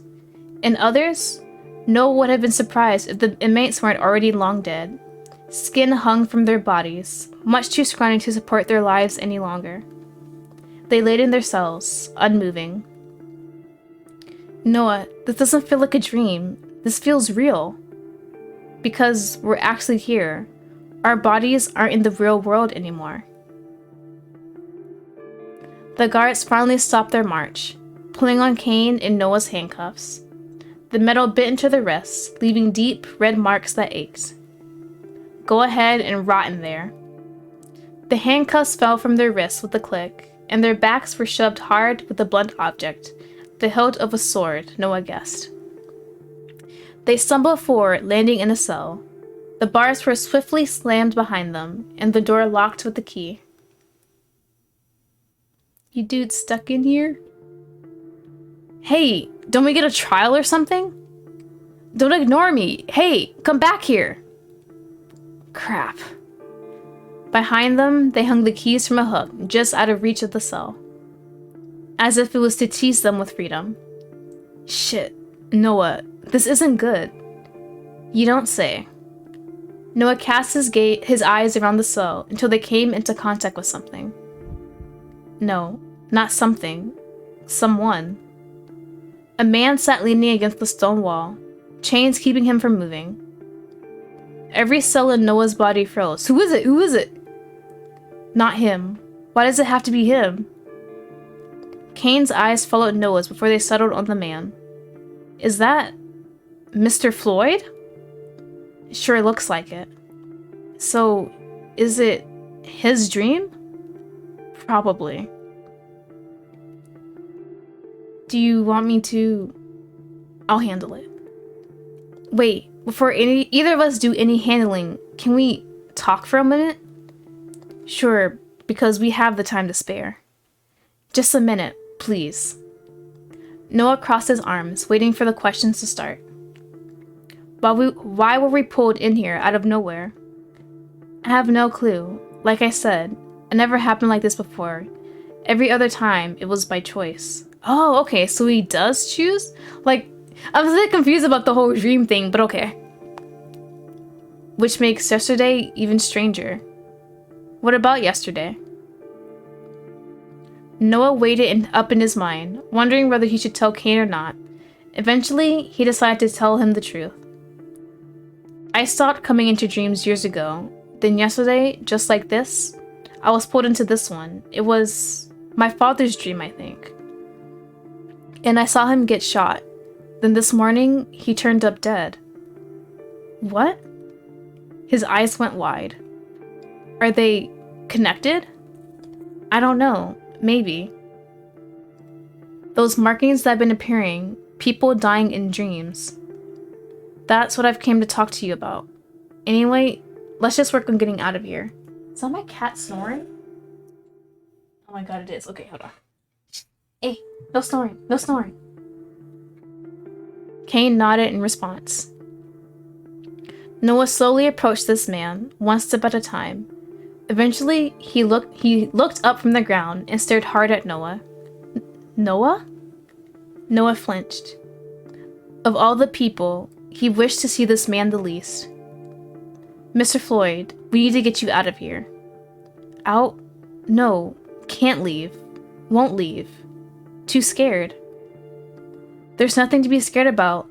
This is a dream. You have the ability to alter it as you will. Come on, let's go. No, I can't. Fine. What are you scared of? The shadowy figure. He has a gun. Alarm bells rung in Noah's mind. He looked back towards Cain, who was already frowning. No one's going to hurt you. He shook as if he was going to burst into tears at any moment. Noah sighed. Looks like I'll have to do this the hard way. Then let me help you. You'll help me? After everything? Yes, just stay there while I work on how to get you unbolted. Then we'll leave together. Wait, Noah, I want to apologize. Noah turned his back, uninterested in where the conversation was going. I don't have any use for your apologies. If it were up to me, I will leave you here to rot. But Cain doesn't deserve to share that fate. Okay, so Mr. Floyd is their teacher from high school.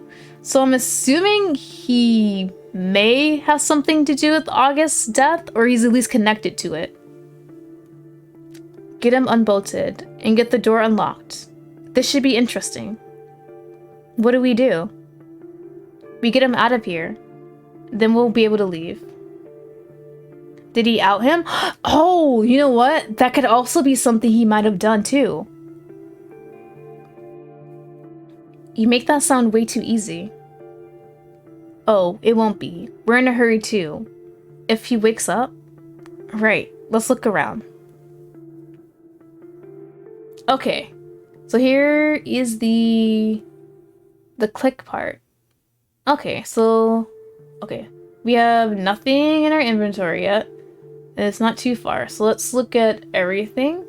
One of these buckets probably is like a bathroom bucket. I don't know which. So let's see. What's on the floor? Outside the bars, various voices could be heard. Some were barely more than whispers, fleeting words never to be discovered. Others were screams and shouts, the sound of those never to be released begging for freedom. Even if these people aren't real, this isn't right. Unless you feel like staying here with them, we need to get out of here. Piss bucket, yeah, it's a piss bucket. That's all well and good to say, but there's a thick set of bars stopping us from leaving. Oi, be quiet in there. A guard walked past, bashing the hilt of his sword against the metal bars. Noah and Cain jumped back in surprise. Seeing someone with a sword wasn't on my bingo card for the day. Just outside the bars, the keys hung on a hook by a rope, out of reach. The rope trailed down to the ground, begging to be pulled on. The keys are hanging right there, if we could just reach them. From this far away? Maybe there's something in here we could use to grab it. I suppose it'll be more difficult than that, though. Hey, what's that?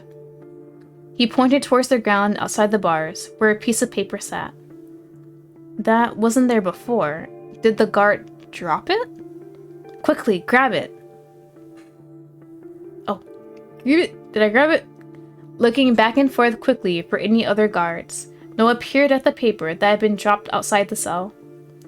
Stretching his arms between the metal bars, Noah reached out far enough to touch it with his fingertips. Cain watched over his shoulders, inspecting the newly acquired item. It's a schedule. Looks like it. 7 till 1, 4 till 8, 2 to 6, 1 till 7. But who knows what time is it now anyway? Maybe it means something? Let's just hope the guards won't be breathing down our necks while we're trying to, escape. Beyond the barrier keeping the three inside the cell from freedom, a hollow noise sounded metallic in nature. A shiver ran down Noah's back as it echoed through the prison, the source unknown. Yeah. For now, let's just take another look around. Okay, so that's in our inventory now. So we did the bars. Let's check out the bed. With an unsteady heart, Noah looked towards the large bed and sat in the center of the room. Pretty much what I expect a medieval prison bed to look like. Guess I'll check it just in case. I'm not too excited about digging through someone's used bedding though. Want me to do it? Noah blinked in surprise for a moment before nodding. It was Kane he was with, after all. He had always been the kind of person who would happily take the jobs no one else wanted to do. Doesn't seem to be much here. In the pillow? He felt through the pillowcase, his eyes going wide. Nice thinking. He put out something small and metallic. A screwdriver. How'd he get this in here anyway? Probably watched one too many TV shows and thinks everyone has a screwdriver hidden in their cell. Well, that works for me. Hopefully he jumped up somewhere we can use this thing. Kane quickly handed the screwdriver over to Noah, his hand lingering on the other man's just for a moment before pulling back. Okay, so we got a screwdriver. Let's check the box with buttons. Let's do it. WS bucket, I don't like that name. What's this? What's that on the floor? Noah turned the hexagon-shaped knots, but nothing seemed to happen. Looks like it's missing a button. Probably no point messing with this until we can fix it. Alright, so probably have to find the missing button for that then. Standing proudly next to the worn-down bed was a wooden bedside table. On top, a small candle bolted to the surface. Noah approached it carefully before reaching down to touch the surface. Clean. What's in the drawer? Let's find out, shall we? Grabbing onto the handle, Noah pulled gently, but it refused to budge. I think it's locked. What kind of prison lets their prisoners have a locked drawer? This one, apparently? I suppose anything's fair game in a dream. Let's find something to unlock it. Noah turned to the chained-up man still stuck in the wall, but he refused to look back at him. Hey, what's in here? Just leave him. He obviously doesn't want to talk to us. Okay, so we couldn't really get anything in the bedside table. We did the bed. Let's just... Ball and chains, I guess? 2 metal balls hung from the ceiling motionlessly, without even a breeze to see them sway. In a far cell, someone dragged their life-depraved body over to the hard stone ground, slowed by the ball and chain strapped to their ankles.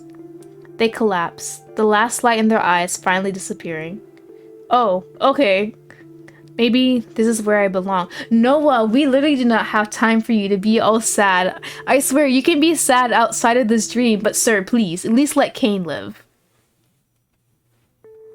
Okay, so we did the table, we did the ball and chains, the bars, the bed, we did the box. And devious bucket.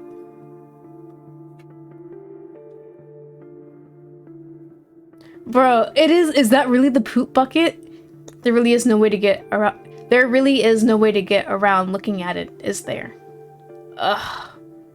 Holding his nose, Noah peered over the edge of the bucket. A murky liquid still sat inside. There is absolutely no way I'm putting my hand in there. Well, I dibs not. How old are you? Last time I checked, 24. Ha ha. Me being hilarious aside, do you really think there would be something hidden in there? I wouldn't put it past him. Oh, someone's gonna have to put their hand in the bathroom bucket. No one wants to do it. Why don't we leave this as a last resort? Yeah, probably a good idea. Blood, nope, I'm muting. Bro, no one, they all said, nah, we're not putting our hand in that. Unless you'd rather stick your hand in there. No, let's just leave this for now.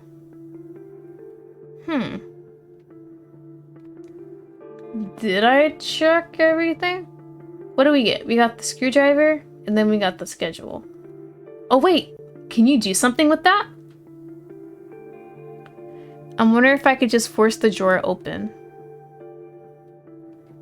Here, let me have a try. Kane quickly took the screwdriver and went to work, but no matter how much he tried, it refused to budge. Jesus, what's this drawer made out of? I suppose he dreamed of a specific way to open it. Nothing else will work. Fine, let's keep looking. Okay, so you can use the items for other things. Kane don't need to be getting like that, fucking like that though. Oh my gosh. Okay, so it didn't work on that. Would it work on the box? The teacher! Their high school teacher is literally dreaming this intricately. Rotating the box, Noah carefully checked for anything suspicious. Nothing. He could have at least imagined these puzzles a little more easily cheated? Wouldn't that be nice? Okay, so the screwdriver literally did jack squat. Can it do anything to the bed? Does it matter what side of the bed? I doubt he would have anything hidden within the bed frame. Probably not worth taking it apart. What if we get stuck? We could always try it. Let's keep it as a last resort. I really don't want to touch that thing. Okay, so only things. Okay, hold on. Only things we can touch in the cell: the bars, the bathroom bucket, the bed, the box, the balls and chains, and then the bedside table. But we can't open the bedside table up. I wonder if I could take down these weights. What for? If all else fails, we could just break down a wall. Let's leave that as a last resort. I don't want you to hurt yourself. Everything is a last resort though. Okay, let's try the door? The sound of gentle dripping came from somewhere down the corridor, from some far-off corner of the prison. Whether it was water or something else, no one would ever know. Noah stared down at the screwdriver in his hand, feeling the weight in his palm. What are you thinking? You so good at sport? Noah, the last time I did any sport was years ago. Right. You want to throw the screwdriver and hope they knock down the keys? Honestly, I don't know what I was thinking. We might need the screwdriver somewhere else, if it comes down to it. I'll give it a shot later, okay? Okay, so the screwdriver is useless at this point. Clear selection. Can I look back at the letter? We can't use the letter for anything though, right? What's the letter gonna do? Can we put the letter in the bucket? Huh. Clear selection. We literally looked at everything else. Unless... Oh. I was hoping there would be like... Return. I was hoping there'd be like a hint or something. Huh. Oh, your girl ain't that smart for this. Is there a place? Oh! I didn't notice this! Hold on. Hold on. There we go. Noah knelt down to the ground by the wall, peering at something that had been scratched into the stone. There's something here. 15, 28, 37, 46. Let me take a look. Kneeling down by Noah's side, he glanced at the numbers marked onto the wall. What exactly is that supposed to mean? Good question. Let's keep this in mind. Okay. So what's that? 15, 28, 37, 46. I wish I could... Oh, I can. Okay. It doesn't match. It says the numbers are important. Hold on. Click, and then let me click here and see what happens. What now? Nothing. It's just a hunch, but I feel like these numbers are related to the ones on the schedule. You think? How? I haven't worked out that part yet. Okay, well that didn't really help too much, but I guess I got something? Clear selection. Okay, hold on. So there was something on the wall. There's not much you could move around in the room. What the hell am I supposed to be doing now then? I can't... It's still the same thing, right? Yeah, still the same thing. Can I click on things multiple times and something else will happen, actually? No, looks like the same things. Nothing to worry about. Deciding to dig around his bed after all? No. I think I'll leave that to the experts, namely you. Huh. Is there anything else? Is this our last resort? The bucket? Why did he have to dream about it down to a detail like this? A sniffle came from behind, and Noah tried his best to ignore it. Okay, yeah, so I don't know what the hell I'm supposed to be doing next. Alright, let's just use this onto everything and see what happens. Sitting down the guard schedule on the bedside table, Noah glanced around the room. This dream really does suck. Of all the ones to be forced into, I thought you said they were all bad. They are, but this one is particularly bad. I don't think this is gonna help, like, literally at all. So Noah, what? Kane brought up a piece of paper in his hand, a habit of his when he became anxious about something. I was just thinking, you know... No, I don't know. I was just thinking that it's nice to see you a little bit more active. What's that supposed to mean? I just mean that it's the first time you left your house in how long? And that's none of your business. I'm just happy, alright? I've wanted this for you for so long. For me to be stuck in a prison, chatting over a dirty bucket? Well, not exactly. Still, it's a step in the right direction. Yeah, whatever. I didn't have a choice this time, but I won't be doing this again. But why not? I don't want to move on. Noah, they're not saying forget him, but you have to try and move past this. Noah, I'm not saying you have to move on completely or forget about him, but I said I don't want to. Right. I'm assuming maybe Noah never really went to a therapist, or he did and didn't really stay long. What the hell am I supposed to be doing with all this stuff? I don't know. I don't know what I'm supposed to be doing, honestly, at this point. Oh, I was about to say, did it freeze? Go away. So I looked at everything, as far as I'm concerned, and the screwdriver does jack squat. Like, you can't touch this. I assumed you could touch the food, but it's just for bars. Unless different parts of the bars? Nope, still the same.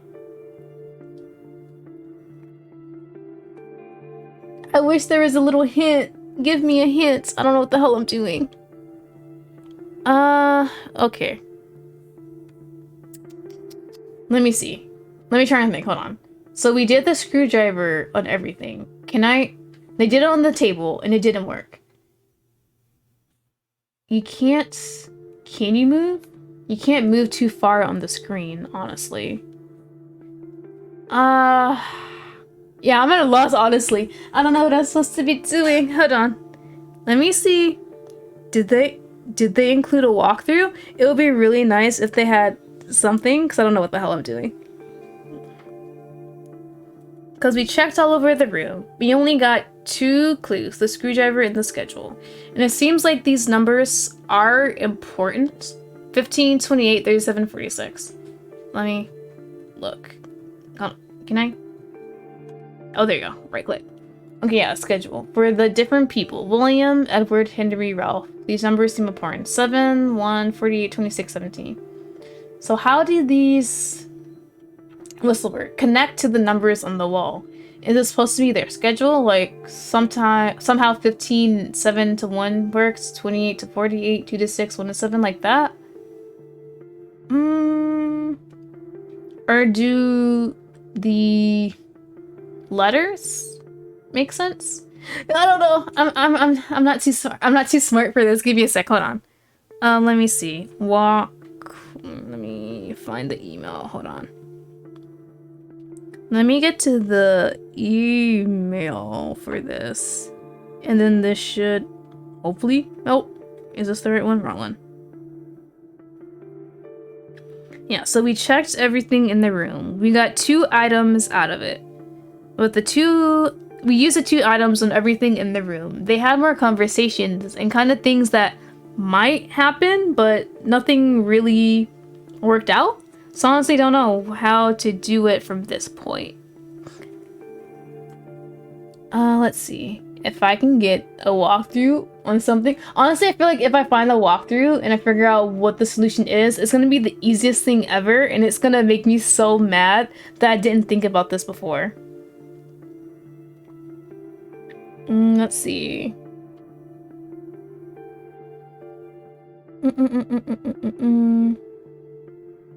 It's Dreambound. If you guys have a nice walkthrough for this, that would be lovely. Dreambound walkthrough, even though it's a demo.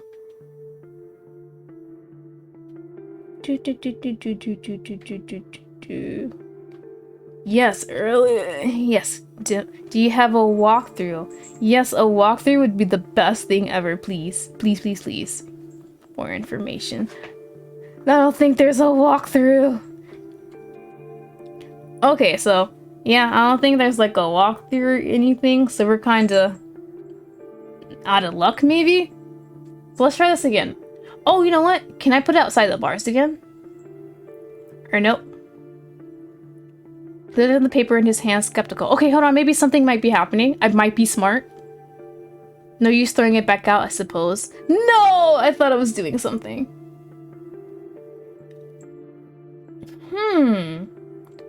Kane stared down at the piece of paper in his hands, his eyes following the letters closely. It's so strange, isn't it? What is? These names, these people, they're not even real, but they still exist here. I can't wrap my head around it. You'll get used to it. But sometimes even I can't tell the difference between what's real or fake. Hey, Noah. Yeah? Have you ever... Maybe it doesn't matter. Just put it out already. Have you ever seen anyone you know here? Not for a long time. Sorry. What am I supposed to be doing? I already did this, right? Yeah, I already did this. Okay, can I... Yeah, I skipped that. Okay. Let me try bed one more time. Nothing more. None of it is real. Okay, let's try this again. Let's see if this works. I just wonder which world is more fake in the end. No, I know you're sad, but come on, man. We don't have time for this. Doesn't do anything to ball and chains, right? What? Nearly walked headfirst into those things. Be careful. Thanks. Oh yeah. Clear selection. And there's nothing in here.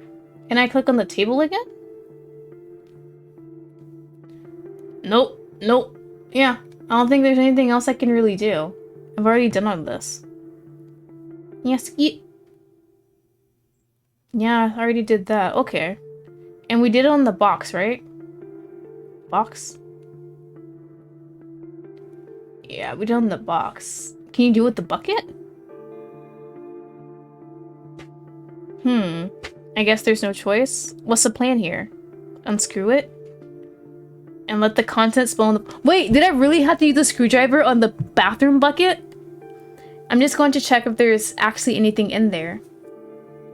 The screwdriver dipped into the murky liquid, deeper and deeper, until it hit something with a soft twang. Really? I literally had to use the screwdriver on the bathroom bucket this whole time. Okay. Oh? But I'm still not sticking my bare hand in that thing. I don't know what's in there. I think I could take a guess. No! Wait, is it just poop at the bottom? Not something we could use? Hold on, no. Oh, I need to figure out what the hell's at the bottom. We can not just do that. Can I take the bedsheet? Can I... Let me... We already read this. We already read that. No. Come on. No! There is nothing! What am I supposed to be doing next? We thought there was something at the bottom, but it was most likely just a turd. Damn it. Huh. Damn it. I really wish there was a hint. Wait, what? No! I'm so stupid! When was there a loose brick? Hello? When was there a loose brick here? I thought I searched everywhere. Hold on. Bye, y'all. Don't look at me. Don't look at me. The room was cold, chilling the inhabitants down to their bones. The cool stone of the walls reminded them that they weren't welcome. Noah reached up and ran his fingers over them. Freezing to the touch, the moisture clung to his skin. It feels just as lifelike as I remember. You said you used to do this a lot, didn't you? Are they always like this? Like what? So hostile. I thought I saw the people around me at their worst. I thought I knew to some extent how unwanted I was. As it turned out, that was only a fraction of how they really felt. The truth people kept to themselves, the secrets they hold, the way people truly think about them. You'll find them all here. So yes, they're all like this, in a way. Noah. Not everyone is like that. Everyone that's left is like that. A stone shifted beneath Noah's palm as he ran his hand across the dark gray wall. The stone is loose. Can you pull it out? No, it's still too heavy. There must be something we can use to break it. Let's keep looking. Alright, and Noah? I would never do anything to hurt you. You know that. Yeah, maybe. Okay, so there's a loose stone, so we could probably take this down. Oh my gosh, go away! I know you just got home. Go sit somewhere.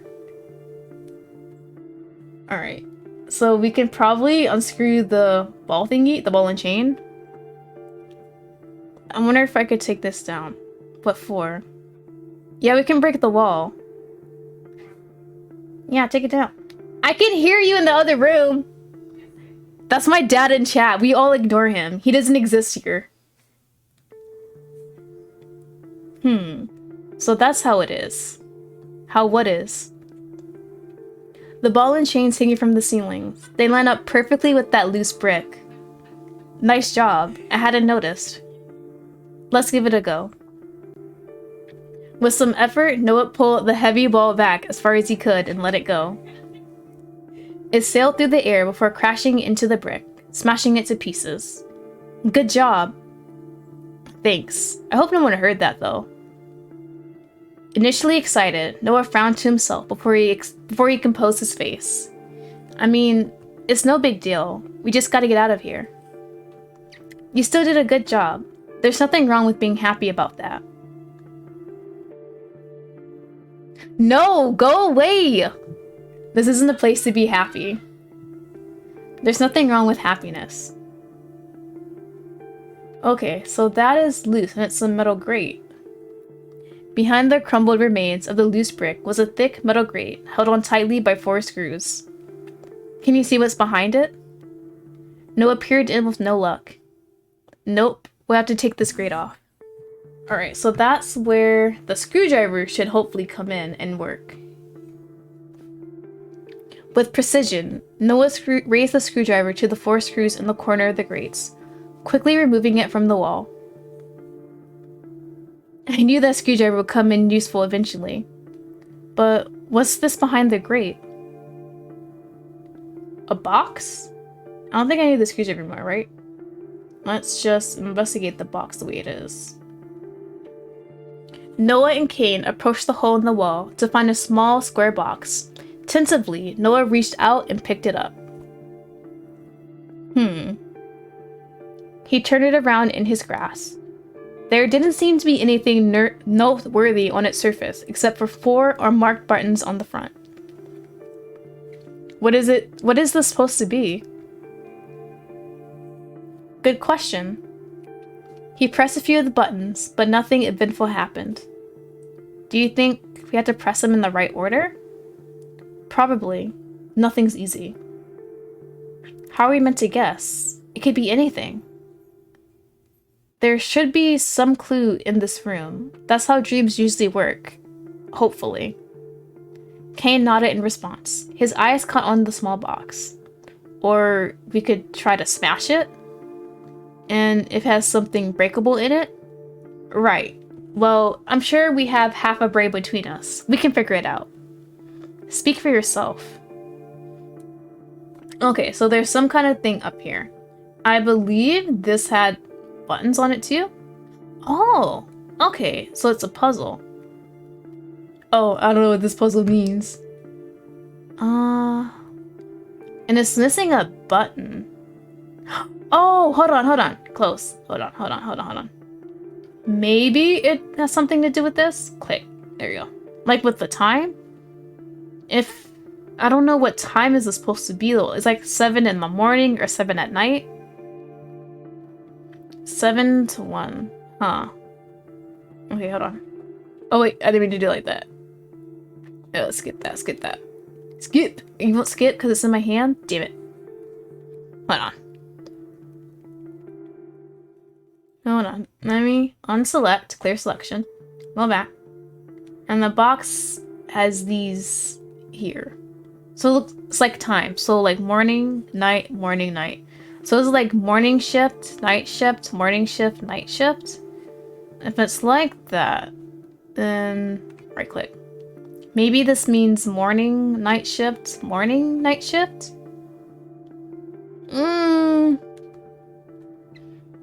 Hold on, let me go back. Clear selection. Let me see where the positions. If it's like that, that's like 12. Oh, you can do it either way. Okay, so like 12, that's like 6. Was that 12 again? Hold on. Yeah, 12. No, 9, is it? 12, 6. Oh shit, wait. Oh no, it's 12, 3, 6, 9. I got it, okay. So 12, 3, 6, and then 9, and then 12 again. Does it have the same thing for night shift though? Oh, it has it like that? Okay. I don't know what the hell that means. I'm gonna do a hint because I'm not that smart, honestly. You can turn each hexagon left or right. Oh, I already did that. I figured that out. So at least I'm that smart to figure that out. Hint again. You can find the directions you're meant to turn the hexagons in the drawer. Okay. So I need to find it in the drawer, but we can't open it yet. Can we try the screwdriver again? I wonder if I can force this drawer open. Nope, it's still the same thing. Okay, so the answer to this is in the drawer, but we cannot open the drawer at the moment. And there's nothing for it. Close again. Huh. Can this fall and hit the drawer, but would it jam it? Nope. Still. Okay, so we still can't do anything for it. And this box is still here. Huh. So something goes here. Oh, you know what? Are these two different things? Hold on.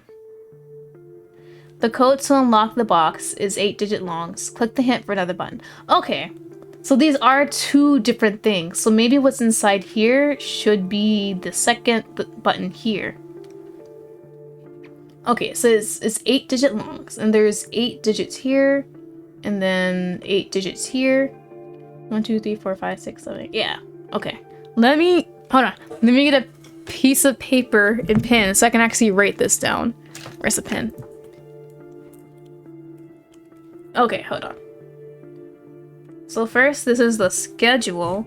I got a pen and paper writing it down. So for William, he has the 7 to 1 shift. Edward has the 4 to 8 shift. Henry has the 2 to 6. And then Ralph has the 1 to 7. Oh, you know what? Let me see how many hours that is for each shift. Oh, hold on. Clear selection. Okay, so Ralph works from 7 to 8 to 9, 10, 11, 12, 1. That should be 6 hours, right? So he should be working 6 hours. Edward if it's 4 to 8, is that 4 hours still, right? 5, 6, 7, 8. Yeah, 4. I don't know if it's night or morning shift. Henry, 2 to 6. That should be 4 hours. And then Ralph, 1 to 7. That is also 6 hours, right? Interesting. So it's 6, 4, 4, and then 6. And then on the wall here, the wall engravings, we have 15, the upper, what was that? Left? Yeah, upper left. We have 28, upper right.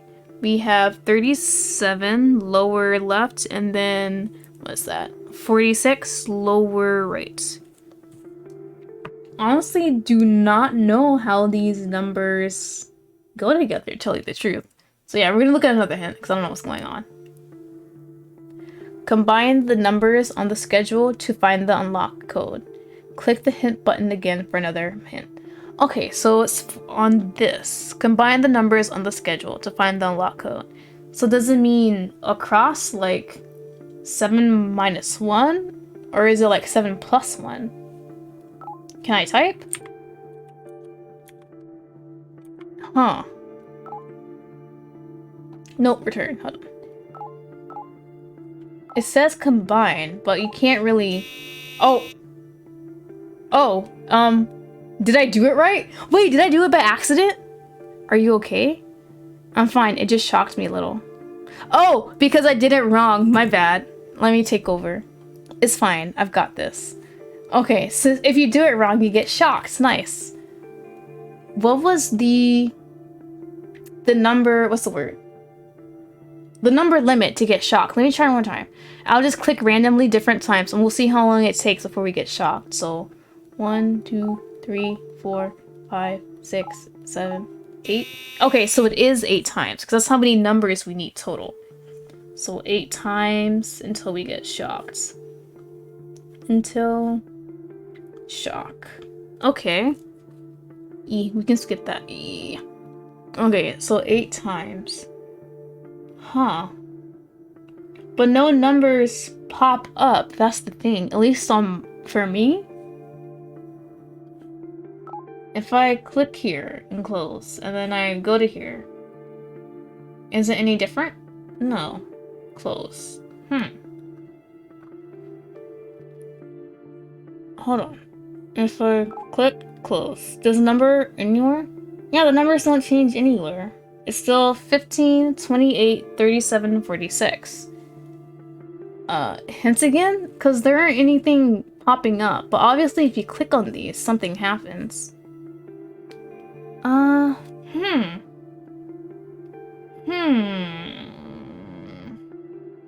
It has something to do with the schedule, but I'm not sure what.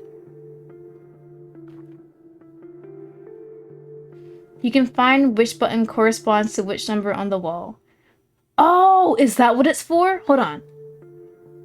1, 2, 3, 4, 5, 6, 7, 8. Oh, each number. That's how it is. See, I'm not too smart for that. It's like, so 15, that means 1 and 5 are right here. Okay.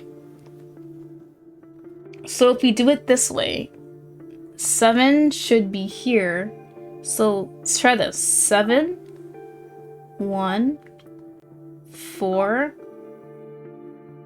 8, 2, 6, 1, 7. Oh! Y'all, I swear, I'm not smart enough for this. I would have never thought of it as like the corresponding numbers. I would have done something basic like you have to multiply the numbers or add them and hope it works out. Okay, so we got that. The box in Noah's hands dinged lightly before the box opened, revealing what was inside. A key. A key? This is too easy though. Way too easy. What do you mean? Noah stared at it, untrusting. Seriously, sometimes things can just be easy. Come on. This is something to celebrate about. I guess so. Fine, let's try it out. Oh, they're gonna try it out on the bars, aren't they? They're supposed to try it out on the bedside table. A sigh escaped Noah's lips as he rubbed the back of his neck, eyes darting away from Kane. Is something wrong? No, nothing's wrong. It's just... It doesn't matter. Don't leave me hanging like that. Thanks for being here, I guess. A look of surprise crossed Kane's face at Noah's honest words. Well, it's not like I had much choice, but I'd come with you anytime. I just rather never come back here, to be honest. Yeah, me too. I think this is possibly the most you've spoken to me in years, you know? Sorry. Okay, so we got the key. Is it? Yeah. So key definitely does not go there. It's supposed to go in here, isn't it? The key slipped in with a soft click before opening. Of course, it opens the drawer. Maybe there'd be another key inside? Only one way to find out. With a creaking, hollow sound, the drawer opened. The inside was bare, except for... gloves? Really? What is it? Well... Kane scratched at his face awkwardly, his gaze facing away. Noah followed his line of sight until it landed on something he wanted to ignore. Oh, someone's gonna have to wear the gloves and put their hand in the poop bucket. Fantastic. Wait, what's that? Looking down, Noah noticed something else. Something scratched into the wood. Let's take a closer look. Oh, we can? Okay, so I can put this down. Clear selection. And then look into the drawer. Oh, okay. So let me also write this down too. In the drawer, they look like arrows? Is that how I'm supposed to be turning the thing? Alright. So that's one left arrow, another left arrow. Beside it is two right arrows. Then that looks like one left arrow, two right arrows, and then three right arrows simultaneously. Okay. What do you think this is supposed to mean? Well, that's a good question. Well, whether we can work it out right now or not, I think this is probably important. Helpful. Alright, so we already had the hint that it goes to the box, but we're still missing something here. So, I'm assuming this missing piece is probably in the poop bucket, and we're gonna have to get to it. Oh my gosh. I can't believe I'm doing this. I mean, you have no other choice, unfortunately. The offer still stands if you want me to give it a go instead. Kane's a real one, he's a homie. No, I can at least do this much for myself. There's nothing wrong with depending on me. With a slight frown, Noah discarded any response he had for Kane and dipped his hand into the bucket. So? Solely as if he was scared to find out exactly what he just grabbed, he pulled the object into sight. A bottle? The glass was darkened and dirty, hiding whatever was inside of it. Kane leaned in closer as the cork was removed. Noah flipped the bottle over, letting the contents fall into the rock ground with a clack. Facing upwards from the ground was a tiny hexagon with a crescent moon design. Not what I was expecting, honestly. This better have been worth sticking my hand in that filth for. The bucket was only used for a ceiling leak. It's just been sitting there for a while. Oh, kinda wish I knew that from before, but okay, thank you for that. It's not a poop bucket. Looks like you got all worked up for nothing, huh? Okay, so I can put this back. Clear selection. And this goes onto the box. The puzzle piece locked into place alongside the others, waiting to be turned. Well, that's that fixed. Alright, so it is like that. And it says what's in the drawer should be for it. So do we turn it like how it is here? So if we do, in order, probably like 1, 2, it goes this way. This one is strange because it has it going like this, and then you go really right back around. And this 1, 2, 3. It worked? It worked? Did it work?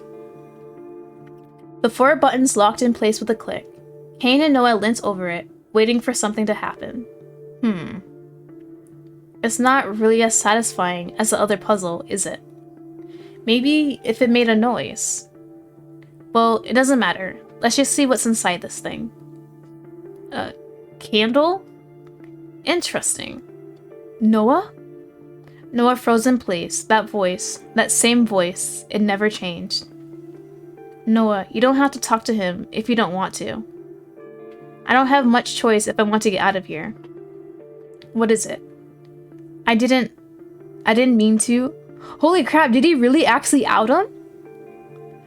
All this time, I wanted to see you again, to apologize. Well, here I am, and this means nothing because this isn't really you. You're acting sorry for yourself, that's all. Do you think you're the victim here? Do you think I have to forgive you just because you want me to? No, I'd rather sit here and feel sorry for yourself. Don't bother talking to me unless you're going to help us leave. Okay, so we got the candle. I don't know what the hell we're going to do with the candle, though. What are we going to do with the candle? Hold on. Alright, click. An unlit candle waiting to find its flame. The flick is unused. Okay, so you put it on the bedside table?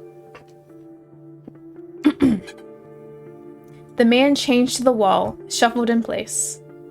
Metal scrapped against stone. It sounds so jarring and discomforting that Kane couldn't help but shift from foot to foot. As Noah turned towards the sound, a scene came to mind. Outside the sun, high in the sky, someone stood at the front of the classroom, writing something on a whiteboard. He tapped his pen against the desk as the teacher's voice became background noise. He glanced to the side. A boy with blonde hair and round glasses glanced back at him, then smiled. The scene fell away into nothingness. And in his place was his childhood teacher, huddled on the floor, completely alone. Noah turned away from the shell of a man, and to the bedside table. On it, bolted down, was a small lantern. He quickly dipped his candle into it, lighting the wick immediately. The flame flickered from side to side. Noah's breath caught in his throat. Freedom. Was that it? What am I supposed to do with this? Am I supposed to burn the, rope? Noah, this is it. What is what? What are you doing? This is our only chance. Look! Noah pointed towards the key, which hung from a thin rope that fell to the stone ground. Around it, some kind of dark liquid. You're going to bet everything on throwing a candle towards a rope? Don't you think that looks like oil? If it catches fire and the key drops to the ground, we'll be able to reach it. Right. Alright. I trust you. Let's do this. Noah swallowed hard. Calming his shaking hand, he held tight to the lit candle, sizing up just how far he had to throw it.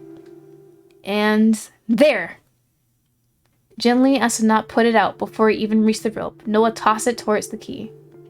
In an instant, the puddle of oil went up in flames, and the rope quickly followed suit. Moments later, the key fell to the stone floor with a clang, almost bouncing towards Noah. He reached between the bars as far as he could, to the point where his shoulder ached from being pressed into the metal hard. And finally, it was in his grasp. A key, made of a dark, rusted metal, sat against his palm. He clutched it to his chest. Yes! You got it! As he stood from the ground, Kane wrapped an arm over Noah's shoulder, pulling him close, almost ruffling his hair. I never doubted you for a second. Bullshit. Hey, get off me. Something about the scene played out in a dimly lit, dirty prison inside a dream made Noah feel nostalgic. Like nothing had ever changed. Like he was a school kid, with all hope of the future ahead of him. His smile fell from his face as the weight of the future, of his present, suddenly weighed on him. This feeling, this nostalgia, how could he feel it? How could he dare to feel it? To feel happiness? He pulled away from Kane and brushed his clothes off. Come on, I'll unlock his chains. Kane, who was smiling alongside Noah, also paused in his excitement. He scratched the back of his head, as if embarrassed for his sudden outburst. Right. That's why we're here anyway. It's time to go, Mr. Floyd. Can I really leave? Noah knelt down and quickly unlocked the chains that held the man's head down. His wrists were bloody and bruised. Yes, it's time to leave. For unknown reasons to even himself, Noah reached out to help his old teacher up from the ground. Mr. Floyd's face was filled with emotions, none of which seemed to win over the others. His mouth opened and closed, then opened and closed once again. He had something to say. He had many things to say, but nothing escaped his lips. Noah turned his back to the man and walked back towards the locker door. The key slid effortlessly. Hold on, wait. Let me save real quick, actually. Can you save? Oh, there we go. Okay, yeah. Let me save just real quick. The key slid effortlessly into the lock, and the door opened. At the same time, the world began to fall apart around them. The walls fell, the floors cracked, and the house shook as if it wanted to tear itself apart from reality. Mr. Floyd looked as if he was reaching out to Noah. His mouth opened, but no words came out as he disappeared too. Noah grabbed Kane's hand. Run, we gotta go. What's happening? The dream is falling apart. We don't have long. We need to get outside. Hand in hand, the two ran through the twisting corridors, searching for the light that would be the savior as the world rumbled around them. Booms echoed throughout the building, so loud they could feel it in their very cores. Kane's hand and Noah's felt sweaty. Noah was sure he felt the same. His legs burnt, his muscles screamed out in pain, begging for relief, when he had been the last time he'd run like this. Probably after... There! The door! They sprung out of the door into the world outside, just in time to watch the entire castle fall down into a heap, then get sucked out of existence. So how did they get back home? The world outside looked much like the same when they first arrived, but soon it wouldn't. Soon it too would collapse and disappear. A fleeting dream that could never truly exist. Shit. Let's go. How do we get out of here? If we go back to where we came in, there should be a way. The two turned to leave. But someone stood in their way. Was it the white-haired boy? Oh, no. I know. Oh, no. They're gonna do it. Oh my god. Is that August? Is that August? A man with blonde hair and deep green eyes. Oh, we cannot do this right now. We cannot do this trauma right now. The two men froze. Their mouths hung open with surprise, and their eyes were so wide it wouldn't have been a surprise to either of them if they simply burst out of their heads. The man smiled softly, a sweet smile that reminded one of a sunflower in full bloom, a sweet smile that could only belong to one person. August? He looked at Noah with sadness in his eyes. Noah? Is it really August, or is this the dream part that Mr. Floyd had? Noah had a million questions running through his mind. A million things he wanted to say. A million things he wanted to do. But his mouth wouldn't cooperate. He couldn't say a single word. How many times had he gone over this situation like this in his head? How many speeches had he prepared? Were he ever to see August again? Tears formed in the corner of his eyes. Kane continued to stare, deep in confusion. How? Is he a part of the dream? Mr. Floyd knew him well, so it wouldn't be a surprise. But he looked so whole, so real. Who are you? My name is Crow. Who are you? He waited for those words he wished for so dearly. For him to be real. For him to be August. They can't just have this scene and it's not gonna come back later to haunt us. Something's not right. I am nobody, just a wanderer. You two had best be going, before you cease to exist along with the rest of this world. The boy named Crow smiled at them, the same gentle smile that Noah knew so well. He wanted to run back to him, to ask him those million questions, but instead, he felt a tug at his hand. Cain. Noah, we have to go. Buddy. When Noah looked back, he was gone. Just before the world turned in on itself, Cain and Noah escaped. Bro, what the hell? They didn't have to do that to me. The same feeling, the same fear deep in his stomach.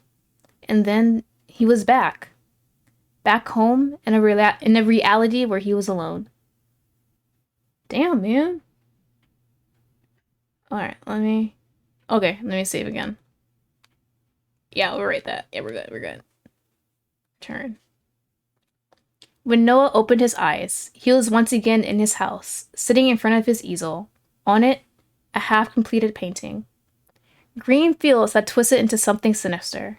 Something beyond reason. He lifted his brush once again. And this time, every stroke came with ease. It was as if he was spilling his very soul onto the canvas. Each and every drop of paint reflected him.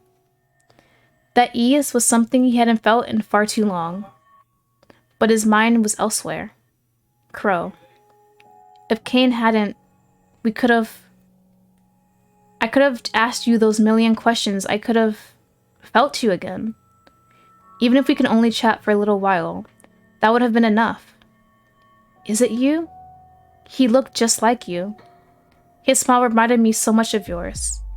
Crow, in August. Please.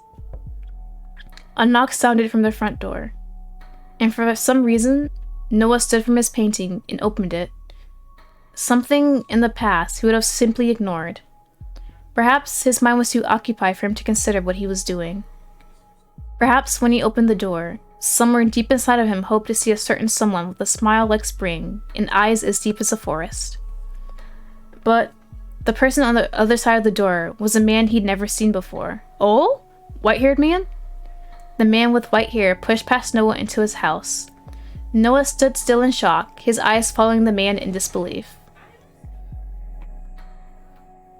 He just walked into this man's house and sat his ass down.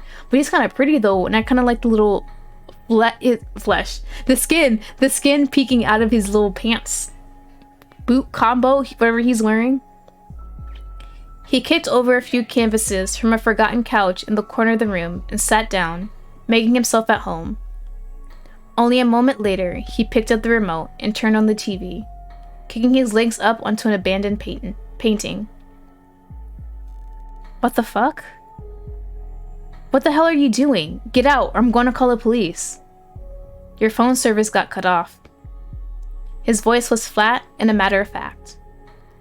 And how the hell would you know that? I saw the disconnection notice in your trash. Noah shut the door and approached the man, filled with apprehension. Who the hell just comes into someone's house, sits on their couch, and turns the TV on? What's going on? Alright, jackass, who are you? Ivan. Noah finally got a good look at this Ivan. His hair was bleached completely white, and his eyes were different colors. His clothes were strange, as if he belonged on a catwalk instead of surrounded by all of this mess. Still, he had no trouble making himself at home. He limped back into the couch, completely uninterested in Noah. His eyes rested on the TV, his expression bored. What's going on? Finally, Noah noticed it. Markings that ran up his arm and neck. Markings he's seen before, more than once, on that very same TV. What do you want from me? I'm staying here tonight. I don't have anywhere else to go. Answer the damn question. You got a problem? I said I'm staying here tonight. But why? 'Cause I've taken an interest in you. Anyway, I'm tired. Where's the bedroom? Without thinking, Noah pointed towards the door. You just gonna let this man come into your room? Thanks. You can take the couch. You just let this man kick you out your own bedroom? Ivan stood from his place, straightened out his clothes, then went into the bedroom. Noah stood still in shock, wondering what just happened. Shaking his head, he picked up a brush again to paint. I'll do it with him later. I can't lose this inspiration. Well, damn. Alright, I think that is it for me for now. It's kind of storming in my area and the power honestly might go out any minute. So I'm really actually enjoying this. The very beginning was definitely depressing as hell, but it's really interesting to get into Noah's, what's the word, his head and seeing how he's dealing with the aftermath of Noah's death. Not Noah, August's death. Doesn't really seem good, honestly. He's definitely not handling it well, but I'm hoping he can come out of here, not whole, but at least be able to move on from August's death. Do not know where the story is going, honestly, at this point. I can kinda get it. If you guys want to check it out, you definitely should play the demo yourself. This is only part of it. We're literally only on chapter 1. I think they have 3 chapters out for the demo. So there is much more to play on your own. Alright, and I'll see everyone later. I hope everyone enjoyed their self. You can find me on either Twitter or my Discord. Literally only 2 places, or my YouTube channel, maybe, if you guys want. So I'll see you guys later and have a nice day. Oh, hold on, wait. I didn't have my thing straight. Alright, yeah, so I will see you guys all later and have a nice day. Bye!